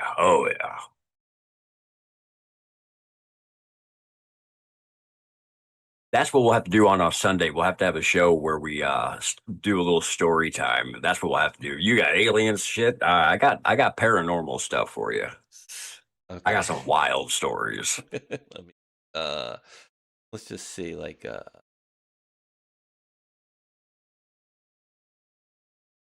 need to spell it right. Yeah, I mean, and typing is all right. This will do good enough, I guess. Just looking for pretty good. All right, so let's just say, so my buddy picked me up from the airport. Okay, my buddy picked me up from the airport. I had been in Houston, Texas, and California, and Chicago for like 3 weeks. As stated, we got on the plane and left and whatever, and didn't have any drinks, nothing, no stimulants whatsoever in weeks. So, my buddy had some issue with his stereo in his car, and so we pull up, and I pull my bag out of the back of the car, shut the door, and he's messing with something on his radio, and he's like, I can't see why this won't pop back in. And I could see the corner of his radio had like a little tab on the side, like was basically blocking it. So I reached in to basically show him like, oh, here it is. And I went to pop it in for him. But right before I stuck my head in, it was nighttime. And so like over here in the clouds, I started seeing a flickering. It was almost like it was about to rain, but it didn't start raining at that point. And so I saw like a flickering in the clouds. And I'm like, as I looked over to him, or as I looked up there and I stuck my head in, I said to him, dude, that's weird, because it was flickering for a few seconds. It was like 3, 4, 5 seconds, and it just kept flickering. I'm like, the hell's that? So I popped my head in, and I kind of thumbed over in that area. I said, dude, what's that? You see the sky flickering? He's like, yeah. And he looks up, and as soon as he looks up, I'm looking at him. His face goes bright blue, and everything I could see went bright blue. And then I'm pulling my head out and I'm looking up and I see this huge flash of blue light, like Oakley sunglasses blue, like when you see the sunglasses and they have those, bright blue reflective lenses or whatever. Everything was blue. Yep. Like the neighbor that was across the street, his grass was like this guy's yard, like perfectly manicured. Guy used to cut his lawn like twice a day, like one of those fanatics, right? His green grass was blue. The White House that I lived in was blue. The whole neighborhood was blue. Now, as it went over us, this is like the extent. As much as I make this noise, this is how long this object like passed us. It was literally, and it made this sound, and you could feel this sound on you. It went and like that, it was gone. So as soon as that noise ceased, the light ceased, everything was back to normal, and I'm like, what the F was that? And my buddy was like, bro, did you see that? And I'm like, yeah, dude, that light. And he goes, no, did you see what it was? And I'm like, yeah, I mean, it was just a big flashing blue light to me. He goes, dude, I don't give a F. That thing had fucking windows. I'm telling you. And I'm like, oh, because he got a better look at it than me. I had my head in the window. I pointed it up to him. He looked at it immediately before it broke through or whatever happened. I was sticking my head in the window and I pulled my head back. Now, as it went over again, you felt it. You felt that vibration on your shoulders. The light went away and I was not scared at all. And I'm like, dude, that was weird. What was that? And then way off in the woods in the direction it was going, you saw a flash again and I heard again and the flash of blue light. And then for a second, I was like, dude, what the F is that? Like, what the hell? Like at that, I was a little panicked for a second, right? And then I had texted or called my girlfriend at the time, and she was in the second floor of this house. Now, remember, it's like 10 o'clock at night. 10 o'clock at night, she's in the second floor of the house with the blinds down, with the light on in the house, and she was watching TV. I think I called her and told her we're going to, like, fix his radio or something. She comes running out. She's like, you guys okay? I'm like, yeah, why? She goes, oh, I thought you blew up his car or something. And I'm like, oh. So you saw that? And she's like, yeah, the whole house went blue inside. I'm like, what? So as she's telling us that, my neighbor is coming down the street, and him and his wife, and they had another neighbor with them. They were just at the bar, and they got out of the car. And I'm like, dude, did you see that? And he's like, yeah, dude, that was weird. And the wife was shit-faced drunk, and she walked in the house. She's like, oh, it's probably government spacecraft or something. And walks in, and my buddy's like, F that B. I know exactly what that was. That thing had effing windows. That was a craft. That wasn't just some friggin' light. And I'm like, oh, bro, okay. Like, chill out. And, dude, it was to the point where I called the local Channel 10 News that night, and I was like, do you guys have any, like, weird reports of, like, the only thing I could think of is, like, ball lightning or something like that? And so, don't know what it was. I personally saw a flash of blue lights. My best friend for years claimed it had windows and it was a craft. So take that for what you will. And not only that, but me, him, the ex-girlfriend, the landlord, his wife, and the other neighbor, 6 total witnesses. And we went to, it was the work summer party that we had the next day. And 2 of our other coworkers lived about 3 blocks away. Now that happened at 10 p.m. And I was telling the story, and he didn't jump up and say anything as I was telling it, because it's like, oh, there's some weirdos talking about UFOs. But after I was done, he was like, you know, me and Karen at like 4 this morning, we got woken up by some like vibration over our house, and it was flashing like this blue light. And I'm like, what? I said 4 in the morning? He's like, yeah. I'm like, dude, this was like 10:30. He's like, I don't know, dude. All I know is we both got woken up, and it was bright blue lights outside. And I'm like, that's crazy. So take that for what you will. That's a genuine story. I have no need to lie. There's not really much to lie about on that. It's just seeing a flash of blue light. But again, my buddy claims he saw something more to it. Wow. Holy crap. Yeah. Now you got me interested in what you got. Oh, I had to choose one. Depends what you want to hear. I lived in a house that had a portal. Oh, crap. In the basement. Yeah, in the basement, in the bathroom, there was a portal. And to where? Oh, I don't know where it went, but it came into my house. I know that because there was a lot of stuff going on in my house. Everything from, but here's the thing: who was living in the basement too, with his own bathroom in the basement? That's right, this guy. So I lived in the basement where it all happened. Oh crap! Yeah. So everything from shadow people. Here, I was trying to think, just give you a simple story. I'll give you my mom's story, because actually my mom's story is great, because she thought it was me. Apparently we have a shape-shifting ghost, I guess. I don't know how else to describe it, because there's been experiences with my grandparents and my mother who saw different people. My grandpa thought he saw my grandmother, and she wasn't there. And then my mother thought she saw me, and I wasn't there. So how this happened was, oh yeah, this is crazy. So it's because you don't know the setup of the house, it's a little harder, but I'm trying to think here. How did she work this? I can give you like 2 of them in a row, basically the same area of the house too. So number 1, my mom always heard footsteps in the middle of the night. She said it was around, and she's not joking, it's always around the same time, like around 3 a.m., of course, as people always hear about. She would swear she was hearing somebody walking around the house, but nobody was ever walking around the house. So that was basically the start of it all. And I heard about that from her. And I'm like, what? Really? No, but I didn't ever really hear those footsteps myself. So The one day she said that she was, see, this is in the basement.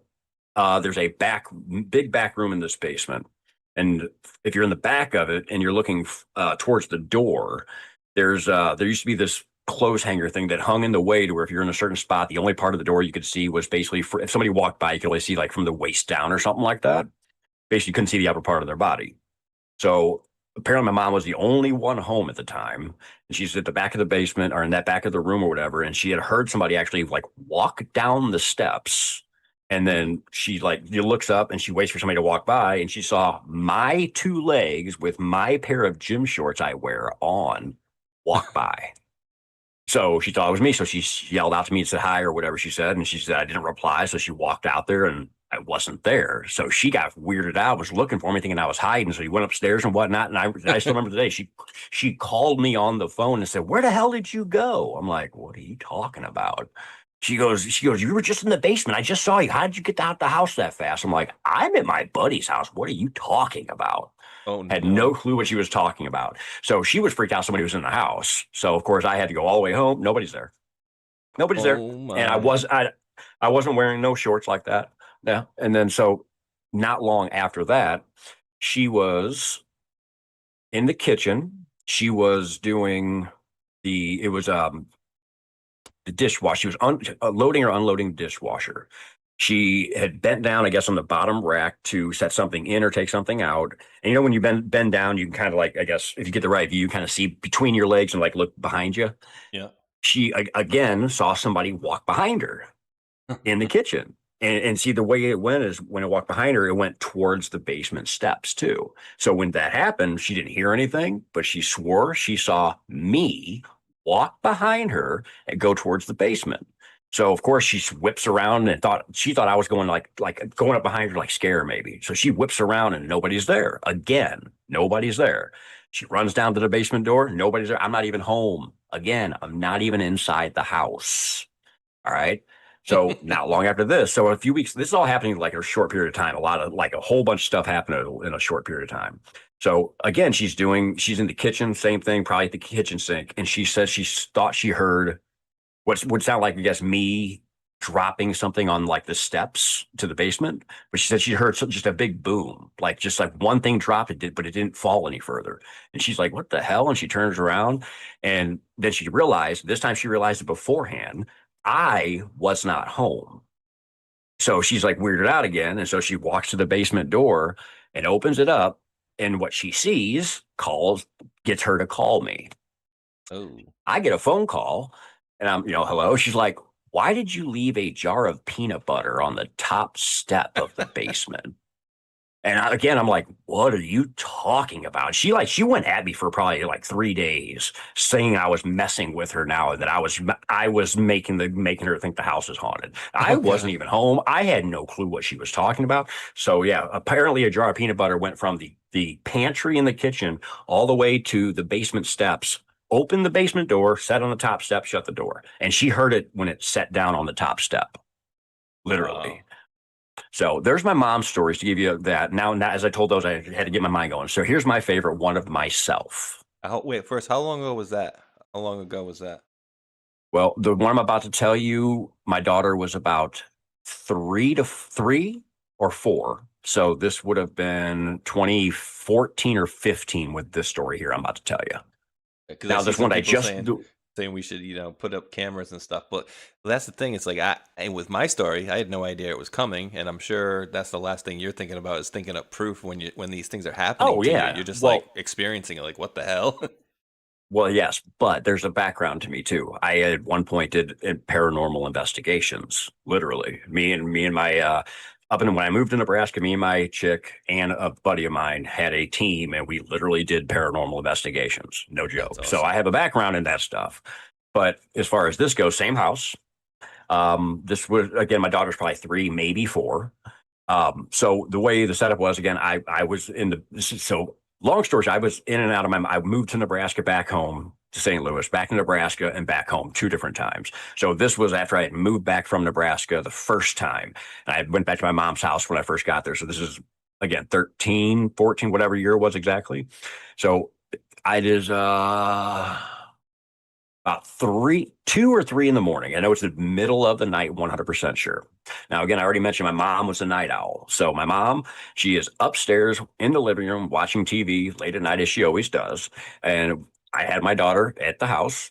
And at that time, when she was young, my mom preferred her sleeping upstairs in her bed with her, where she'd keep an eye on her. Because, of course, I'm a deep, deep sleeper. She didn't want to have my daughter running around by herself. So she stayed up there with my mother. So, and again, it's about 3 or so in the morning. Let's see, what was I doing? So I was at the back. Okay, so of all things I was actually doing research at the time too. This is what's crazy now that I'm really thinking about it. So before Q ever showed up and I was deep into conspiracies theories, in the middle of the night, I had a table in the basement that had a whole bunch of paperwork and whatnot and stuff I was researching on. I'm pretty sure I was sitting at that table when this happened. So in the basement, I keep the door at the top of the steps closed. And the lights are off and whatnot too. The basement only had one light on where I was at in the basement. And I hear the basement door open, and I hear what sounded to me like my daughter, because I could hear her snickering, coming down the steps, as though she was like trying to sneak down the steps. And I could literally hear one step at a time coming down. I swear I heard her snicker and laugh, trying to be quiet. She was going to come down. So I'm like, all right, I'm sitting here waiting. I'm waiting. And I could hear her come all the way to the bottom of the steps. I waited about, I don't know, maybe 10, 15 seconds. I'm waiting for her to walk around the corner. I'm just watching.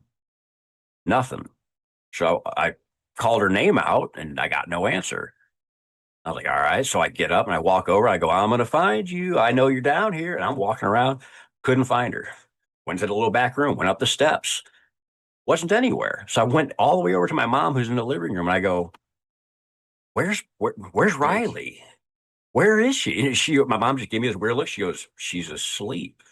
I go, no, she's not. She just came walking down the steps. And I went walking in. My daughter's laid out, just sleeping. She was totally asleep. That was one of the times I was actually freaked out, because I was 100% sure my daughter had actually walked down the steps and was getting prepared to come down to scare me like she always usually does. She tried to sneak down and not let me know she was coming. I heard exactly that to the T. And She did not move a muscle out of that bed once. Oh my! Hopefully you guys moved out of that place. Actually, I really wanted to keep the place, but sadly the house was sold. So, but that house had there's literally 1,000 stories I could tell. I was just trying to grab them as I go, because I need to write them down and put them down in writing sometime, because I don't remember them all. And I remember more and more as I start telling them too, because so many things happened in that house. It was unreal. You're going to love this one. Bamlo says, sure. One night, all of us inside the Firebird watched the Phoenix fly right off the hood of the car. I can't remember what kind of drugs we took. Sounds like mushrooms or maybe some LSD is my guess. Now, here's the thing, though. In that house, I did do acid. I've done shrooms inside that house. And I will tell you what, holy crap. One of the nights we did that, my buddy was a chaperone for his chick and me to trip. And that back room I told you about. So her name was Ashley. So Ashley she had like 10 or 12 hits of acid that night. I had like 8. So you talk about a heavy trip. Hell? Yeah. So this back room, there's a door to it. For some reason, she got led to that doorway. And so she went into that back room. So I followed her in there because, of course, it's my house. We shut the door. So we're in a pitch black room, completely dark. Okay. She went and probably had about 15 feet or so. I know the basement. I know where I'm standing at, basically in front of this bench. And she is to my left or basically in front of me, depending on which way I was standing or looking. And according to her, what happened, now this, again, around 3 in the morning, literally it's always in the middle of the night when the stuff goes on too, in the basement specifically, is what she said happened is she had looked to her left and there was a lady standing directly next to her, staring at her. And so all I saw, or heard, I should say, was a scream that blew out my left eardrum, and then her grab a hold of me, scared to death, and about broke me. Had to bring her out of that back room, had to find out what the hell happened. She swears up and down she saw this old lady in the basement. So, of course, the next day, when nobody's tripping anymore, and she still swears by what she saw. Well, here's the thing. When they came over, my buddy and hers, because I was in the basement, I always used the back door to come in and out the house all the time. Well, for whatever reason, when we left that morning, the next day, we went out the front door. Well, behind the front door, when you open the front door, you can't see it. But when the front door is shut, there's a large picture that's hung behind that front door that was fairly recently put up on the wall because my person in the family had died and we had to get stuff from their house. Well, the picture on the wall was from, I think, the late 1800s or early 1900s. And it was a good sized photo of somebody who was related to me, some lady. And when Ashley walked to that front door and looked over and saw that picture, she screamed again and about fell over and had to get the hell out of the house. She said that was the person she saw in the basement. And she had never seen that photo before. Wow. So again, I think the ghost was able to take over people's identities because my grandpa saw my grandmother in the house when she was not there too. So I've been seeing my daughter, my mom's like, so it's a whole bunch of crazy stuff has happened there. That's bananas, dude. Yeah, and somebody was mentioning MK Ultra. They says, isn't one hit of acid a lot? And isn't that a part of MK Ultra? I said one hit of acid is probably enough to be some visuals a little bit. Yeah, see, the thing is, with MK Ultra though, you can utilize shrooms or whatever. It's the mind altering part of it where your mind goes, and if they know how to mess with you, they can make your mind go places and cause you to do things.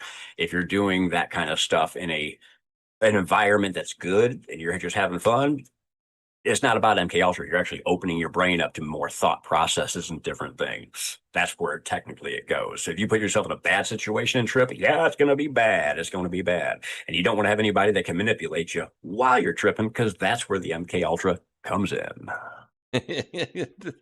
That's when they play with you. I think I got a clip I can show, but go ahead. I'm a former professional tripper, so I know. I'm a professional tripper. Former professional. Yeah, did it one too many times. So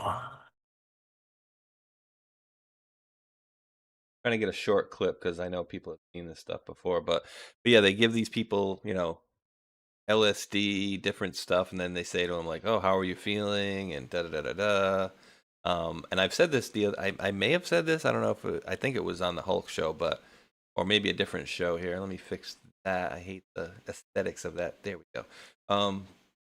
That basically they say, oh, we were talking about the laser thing the other day. You hear about the thing where people say if they take like DMT and they look at a laser, and I'm like, well, dude, like, let me see that same trick without the DMT, right? You know what I mean? Like, show me that. Well, you can see the fabric of reality when you're on DMT and you stare at a laser up against a wall. And I'm like, well, that's mostly probably the DMT, but I was listening to this other guy who was really into like meditation and stuff, and he says, you can actually attain that through meditation, and the same experience that you're feeling when you take DMT, you're getting a very skewed version because obviously your brain is like all messed up on drugs, and you're getting a skewed, expedited version of that same thing that you can do through meditation normally and experience it more wholesomely and like more realistic, because you're getting, again, a drugged up version of that when you see it. So I thought that was pretty cool. Yeah, so that's the thing too, is it unlocks things in your brain. It unlocks more of the light spectrums. You see things. Okay, this is going to sound weird because people just have a certain belief when they hear people that trip talk about this. But when you're tripping, depending on what you're tripping on, will change various aspects of it. But I'll give you an example. If there's a spirit around, like a legitimate spirit, the person that's sober might not see it. The person that's tripping might see it. And the person's seeing it, yes, because they're tripping, but they're not just tripping, seeing it. They're, you know what I'm saying? Like, oh, you're just tripping. No. Yeah. Because you're tripping, you have unlocked the ability to actually see certain things. Now, you, of course, take too much. You will have things that your mind will imaginate and just come up. And yes, that will happen too. But that it does unlock the ability to see things that are not in our visual light of spectrum that we can't normally see as human beings. That's what it can do. It can do for you. It does not always work that way. I'm saying it can, because that's what it does. It unlocks your brain and for those that's never tripped, what it does to your eyes and the visuals and whatnot, the way things move when they're not moving. Holy crap. Right. It can be scary for some people, but again, because I did it so often, I was used to it. It's one of those things where one summer I was tripping for Over a 3-month period, I probably tripped 75% of the days. There you have your answer, for one summer. Yeah. And it was all different stuff too. DMT, shrooms, acid, stuff called N-bomb, NBMB, which is like a separate kind of acid that was made by some dude, a regular person, like fairly recently too. It was kind of cool, like made in the 90s, I think. Got to try that out. And that was like just like acid, but a little different. It was almost like acid shroom combo. It was really cool. But yeah, those are, I had some fun days back in the day. I used to love to trip. So, and again, I'm only 40. We're only talking 15 to 20 years ago. I had those times. So. That's crazy. And now this guy's, I think he's already on acid. I think they're having him draw a picture here. Let me see. So they do different ones. So many of the changes produced by this drug have to be described verbally. Oh, so he's drawing a picture of this guy here while he's drugged up. I guess they're seeing what different things, but yeah, they're seeing how it reacts. And later on, of course, I don't know if this was what led to that, but they realized that they could split the person's psyche essentially, and then put them into multiple personalities, right? And then they can also have keywords, right? So they say may train this guy into whatever, and say if you want to make an assassin out of him, but the keyword is a specific person saying the word marsupial to you or something, like, you know what I mean? Like, it's going to be a keyword in a person's voice that's going to trigger you to, like, he might get a phone call, hello, and it's 20 years later, he doesn't remember any of this, and some guy's, hello, marsupial, and he's just, bing, goes into, I'm now back into an assassin mode or something like that. Kind of like Sirhan.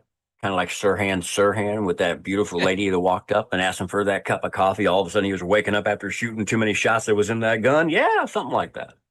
Oh, it's funny that you mentioned that. Yeah, I mean, things like that can absolutely happen, ladies and gentlemen. So, yeah, this is just archaic stuff. And catatonic schizophrenic? The hell's that? A catatonic schizophrenic? No idea. Wait, a schizophrenic thinks that everything's like, crazy, but catatonic means you don't move, right? No, a schizo is a split personality, I thought. Schizos are somebody that's split personality, and usually like one's crazy. So, psychiatric interview series, patient evaluation for diagnosis. He looks the type. Yeah, Me, Myself, the movie Me, Myself, and Irene. Remember that? Oh, love it. Yeah, one of my favorites. That's what he's a schizo. Remember when he goes to fight through don't beat him up. He's a schizo. Yeah, he's got a split personality. You got Charlie, and you got what the hell's his other name?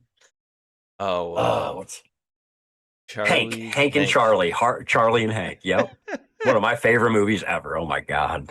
What do we say? That's Vagiclear and better put a rush on it. That was a good one. Better put a rush on that. Oh, all right, dude. Well, it's 3 hours and a half long. And I have to go. Use the bathroom shortly. My tummy's not hot. That's totally fine. If you want, then let's. I'll say let's do we'll do the thank yous and get on out of here. But yeah, go ahead and talk. Say what you want. Yeah, my what was it say? My regular dinner didn't taste like itself yesterday.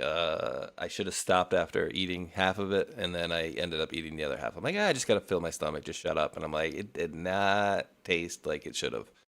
And now I know why. I see. I ate a little too much also right before I went to sleep. Like I couldn't help myself last night. I had the munchies last night, and I ate a little too much and fell asleep way too quickly after. I think that's what truly got me today. Had UFC normally on I don't get to watch it. No, I don't watch that. Usually do, and I didn't even get a chance to watch most of it. I got to watch a couple of under. Dirk gently says, "You rock," and then he says, "That was for Tron, LOL. Not that you guys don't rock." And Tron is rating us as we're on our way out here. We appreciate it, brother. We're about to be wrapping it up here as well. Tron rating the stream. He says, Dirty Carpenter says, "Tell us you need to poop without saying you need to poop." Just trying to. Right. I might vomit. I have to go see the bathroom. Well, that was a little earlier, but at the. Jake Julio says, "You had the munchies?" No. Oh yeah, he had the munchies. All right. My munchies are usually under control, but I couldn't help it last night. Dude, I'm super. I need to go get myself a weigh in, bro, because I'm down like 13 pounds and I have not weighed in for the last week. But every single week that I go, it's about 3 pounds. So, and I don't think that's Nice. too. That's not too fast to lose weight, right? Like you don't want to lose 10 pounds a week because you'll gain it back quick. But other than today, I feel usually I feel great. Even though I feel like crap, I have energy, which is weird.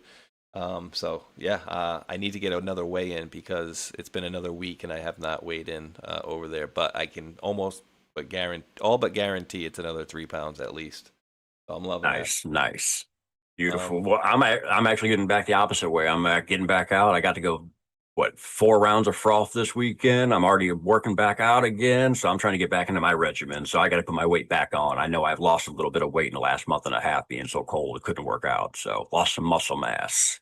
There you go. I'm gonna be doing them golf hits a lot more soon too coming up. So, but There on you go. on the D Lives, another one of my favorite names there. Saint Cosmic Dildo, Patriot Chick, and Susie Q are the top 3 contributors. I gave away some diamonds yesterday, so I have no more to give away today.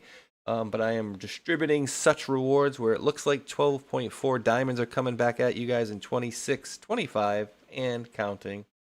And over on the old Foxhole, no thanks Joe says, gifted the cookie and says, good Sunday to you both, and I wish better healthy feelings to the two of you. I'm excited for the show. God bless. I appreciate that. Probably need a Tums, wouldn't hurt either, but thank you for that. And then Sir Lurks a lot with the can, dropping in with the can, not lurking, but dropping. I appreciate that. And then Stevie B, 15601 with the cookie. And this actually, yeah, thank you for dropping this comment again. I wanted to ask Matrix about this. Maybe you heard it yesterday. I don't know. He dropped the same comment yesterday, but I didn't know what it was. It says decaf mint chocolate brownie from Unicity, awesome in coffee. Oh, okay. I didn't know. I didn't know if it was Unicity yesterday because he didn't put the Unicity part in yesterday.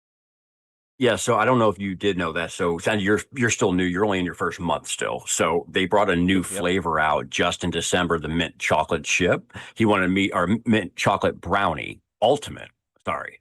So he wanted me to let you know. He said, please tell Space Shot about it. Here's the only thing. I'll tell you about it that they have it, but that's all I can tell you because I'm not into chocolate like that. So I won't even be personally trying it because if I try it, I'll be getting it for 1 pack, try it and say I don't like it and give it to somebody. So no, it's a waste. It's a waste. I'm not a chocolate person at all. So I like chocolate milk and I like hot cocoa. Those are about the only 2 things I will have with chocolate outside of maybe a Snickers bar here and there.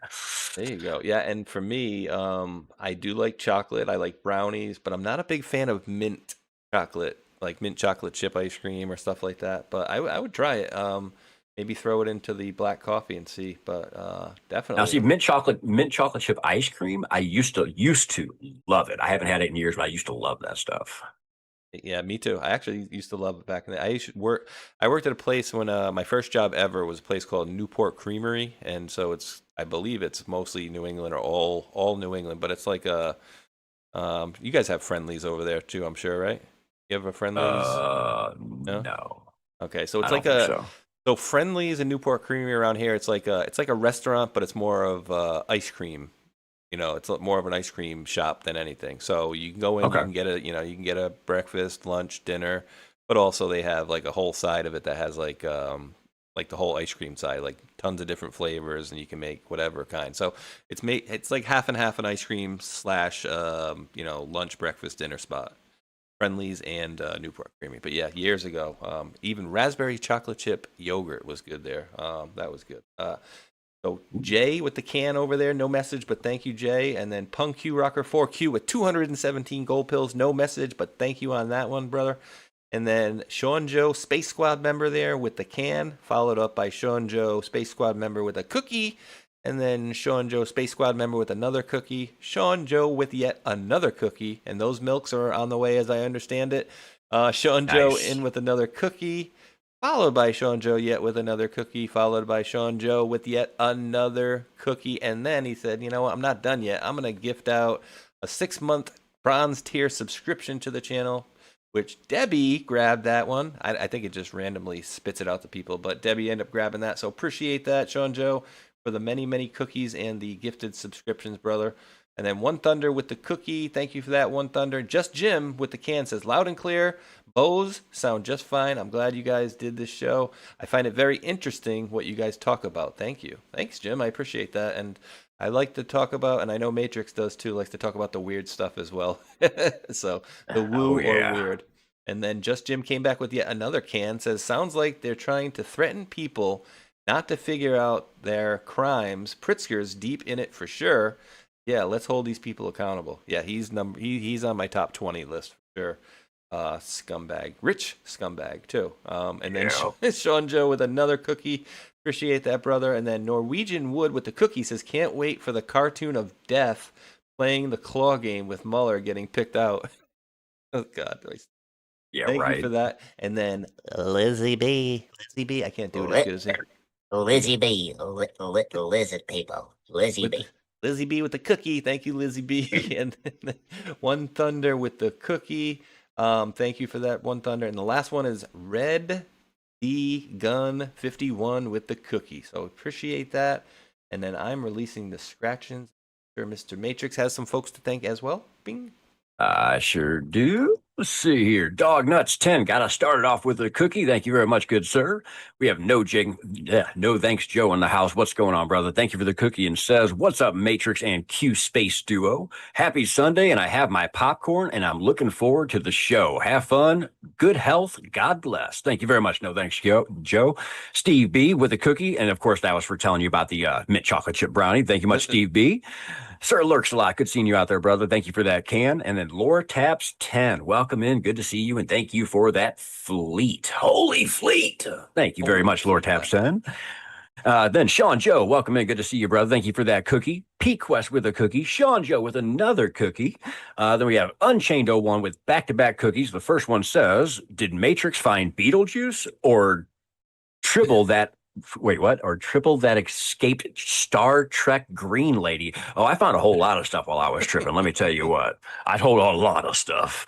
And on DMT, oh boy. Let me tell you, I wasn't in this universe, let me just say. And then Unchained 01's number 2 cookie says, the patient is Shapiro's dad. Ha ha. I think you're talking about the MK Ultras, what he's talking about there. This one right here. Oh, here, let me show this right here. Shapiro's dad. Yeah, that's probably what it is. His eyebrows aren't thick enough. Sorry. I gotta get that over. Oh man. And that is actually all. Thank you very much. I already did thank yous on the Rumble side. Let me double check and make sure I didn't miss any on the Rumble side. Where the hell did they? Yes, $5 from Venti Man, and then of course the $9.99 from the Bitcoin from Mustard Tiger, I believe it was. That. Thank you on the Rumble side as well, guys. And don't forget, everybody out there, don't forget to smack the red pill, smack the thumbs up, or whatever positive affirmation button it is on your side, on both Space Shot side and over here on MatrixQdeBreaker side. Sir, and where the hell am I go? Okay. Wow. He has a hat for each eyebrow. Dude, did you see some of these memes? Oh, I did not. Oh, dude, there was let me see. Shapiro eyebrow me. What is this? Dude, there's such good. There's like some really, really good ones. And apparently, this one, I think this is the one that's actually real. Oh no! Yeah, I don't know what the hell happened, dude. Like, they replace him. He's probably been replaced. Dude, he does look a lot hairier now, don't he? Yeah, he's probably replaced him. Is what happened. I mean, look at that. Seems like his lips are more full now. I mean, maybe it's because of the weird smile he's making there, but those lips look. Those eyebrows fatter. Can't be. Those eyebrows can't be real. Yeah, that was a genuine. You can go to his account and look at his thing. And dude, there was such good ones, dude. They had like missiles coming from one going to the other, showing like Iran on one side and Israel on the other. Dude, it was bananas. Like there were some really, really good ones, like some hilarious ones. Wow. Oh, hey, Durango Nibiru. Thank you for giving out 5 subscriptions over here on the Rumble side just now. Welcome and good to see you as well. Look at. I'm not a fan of this one, but yes, thank you, Durango Nibiru X, for the 5 subscriptions over here, brother. I appreciate that. But yeah, she's even. They're saying it's not a Photoshop. They actually genuinely They are like that. Every 1,000 Dude, likes, I'll what? make this bigger. Yeah. Yeah, you can actually go to his own. Oh God. Dude, you can see his eyebrows from space, bro. So these are going to turn into like the Rubios, but it's his eyebrows. Rubio in all his different outfits and in different roles. Oh my God, no eyebrows. Oh, dude, it's bad. Oh, look at it. See, here you go. Jokes about running a few propaganda outfit, but look at his eyebrows, dude. I mean, it's not. I'm gonna play this down here, but look. Right, those are not the eyebrows. Those are not the eyebrows you're looking for, ladies and gentlemen. I've not seen those eyebrows before. That mustache is terrible too. It's so freaking just weird looking on him. I don't know. Dude, now you got me off on a tangent. So later on, when I wake up from laying down more, I'm gonna be looking at this because I don't remember his bottom lip being that fulsome and sexy. That's what I'm saying. He doesn't look the same. No, I don't remember his bottom lip looking that fat, but I could be wrong. I mean, I'll have to look it up. But if it is, dude, that's just great. But if it looks like, that's what I remember it looking more like. But again, he is grinning on that one, so I'm gonna have to go through some old videos and see. And does that ear even look like that ear? We'll see. You know, I'm an ear guy, ladies and gentlemen. So yeah, I know. you going live later, Matrix? I'll be live 7 p.m. tomorrow Eastern. I might actually fire up the machine to do my premium. I have Mike and Methods. I don't know if you remember, I was doing a show with Methods, which we end up turning into the Vulcanator Space Shot show because it was a Saturday show around 1 o'clock. And me and Methods did a show for, geez, I don't even know how long, 6 months, a year. I don't really even remember. But I have a good 4 or 5 episodes I'm going to play and let that fire up on the premium side of things. And most of you guys have already seen that anyway. So I might fire that up later, but otherwise I'll be live at 7 p.m. Eastern tomorrow evening. How about yourself, Sire? I have no idea what my plans are today. After we go live, it's always a flip of a coin depending on what I'm sitting on over here. So you guys might see me later, you might not. That's all I'll give you. Monday through Friday, though, and of course, as always, it'll be me and Omazon. The evening show between 5 and 6 Central Time or so, we start, and we do 6 to 8 hours, and we do our thing, covering our Fox News and whatever else comes our way. Heck yes, and of course, as always, too, Sundays right here at noon my time, 1 o'clock your time. Ian Space Shot will be right here as well, 6 days a week for me, but buddy. And well, folks, you may have seen this rumor. Sorry, buddy. Go ahead. Yes. Yesterday's my 1 day off, so I try to. Lately, I've been trying to take that day off because my whole thing is now that it's getting warmer out and whatnot, and everything will be all kosher. I'm going to attempt to be going 7 days a week is what I would like to do. Just say kosher. Yeah. Here you go, just so you can see it, buddy, really quick before we get out of here. Ben Shapiro's actual account. Oh my God. And I think I muted the whole. So yeah, there's whiny bitches or something. Well, folks, you may have seen this rumor that we here at Daily Wire are working with Jonathan Majors on a new movie, and that rumor is absolutely true. Majors on a new movie. It's pretty. Again, it's not my account, bro. It's not your account. It's his own account, and so I don't know. Maybe they thought it'd make him look a little bit more manly, but maybe they swapped him out. We'll see, brother. But good show as usual, my man. Always want to thank the mods out there. I do appreciate your help very greatly. And I'll be back at 7 p.m. tomorrow evening at the latest, maybe later on to do a couple hours of premium, like I said, with Mike and Methods. But keep your eyes out for postings from Matrix if he happens to go live. But for Matrix and myself, we do appreciate each and every one of you wonderful world patriots out there for tuning in. And until that next one, thumbs up, like, and subscribe. Peace. Peace.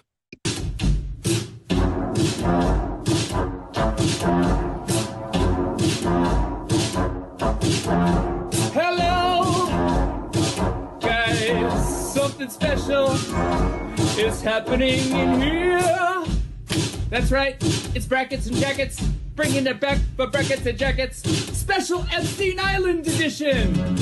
That's right, folks. Epstein, Jeffrey Epstein, the man with the island, which is suspiciously close to Haiti. That's right. You see this man, Jeffrey Epstein, is funding lots of people. He's funding lots of people on the street to make sure his shit doesn't get out. That's right. They want the record sealed. And they're paying a lot of people. Epstein's paying a lot of people. Oh, boy. For one, he's got a whole Mossad media matrix in America. And I would bet you anything that Alex Jones is one of them. Prove me wrong. That's right. Cappy's in the portal. Cappy's in the portal. Cappy's in the building with songs about Epstein. It's Breakfast Jackets Epstein edition. Guys, I had some epiphanies today. I had some real big epiphanies about some guys.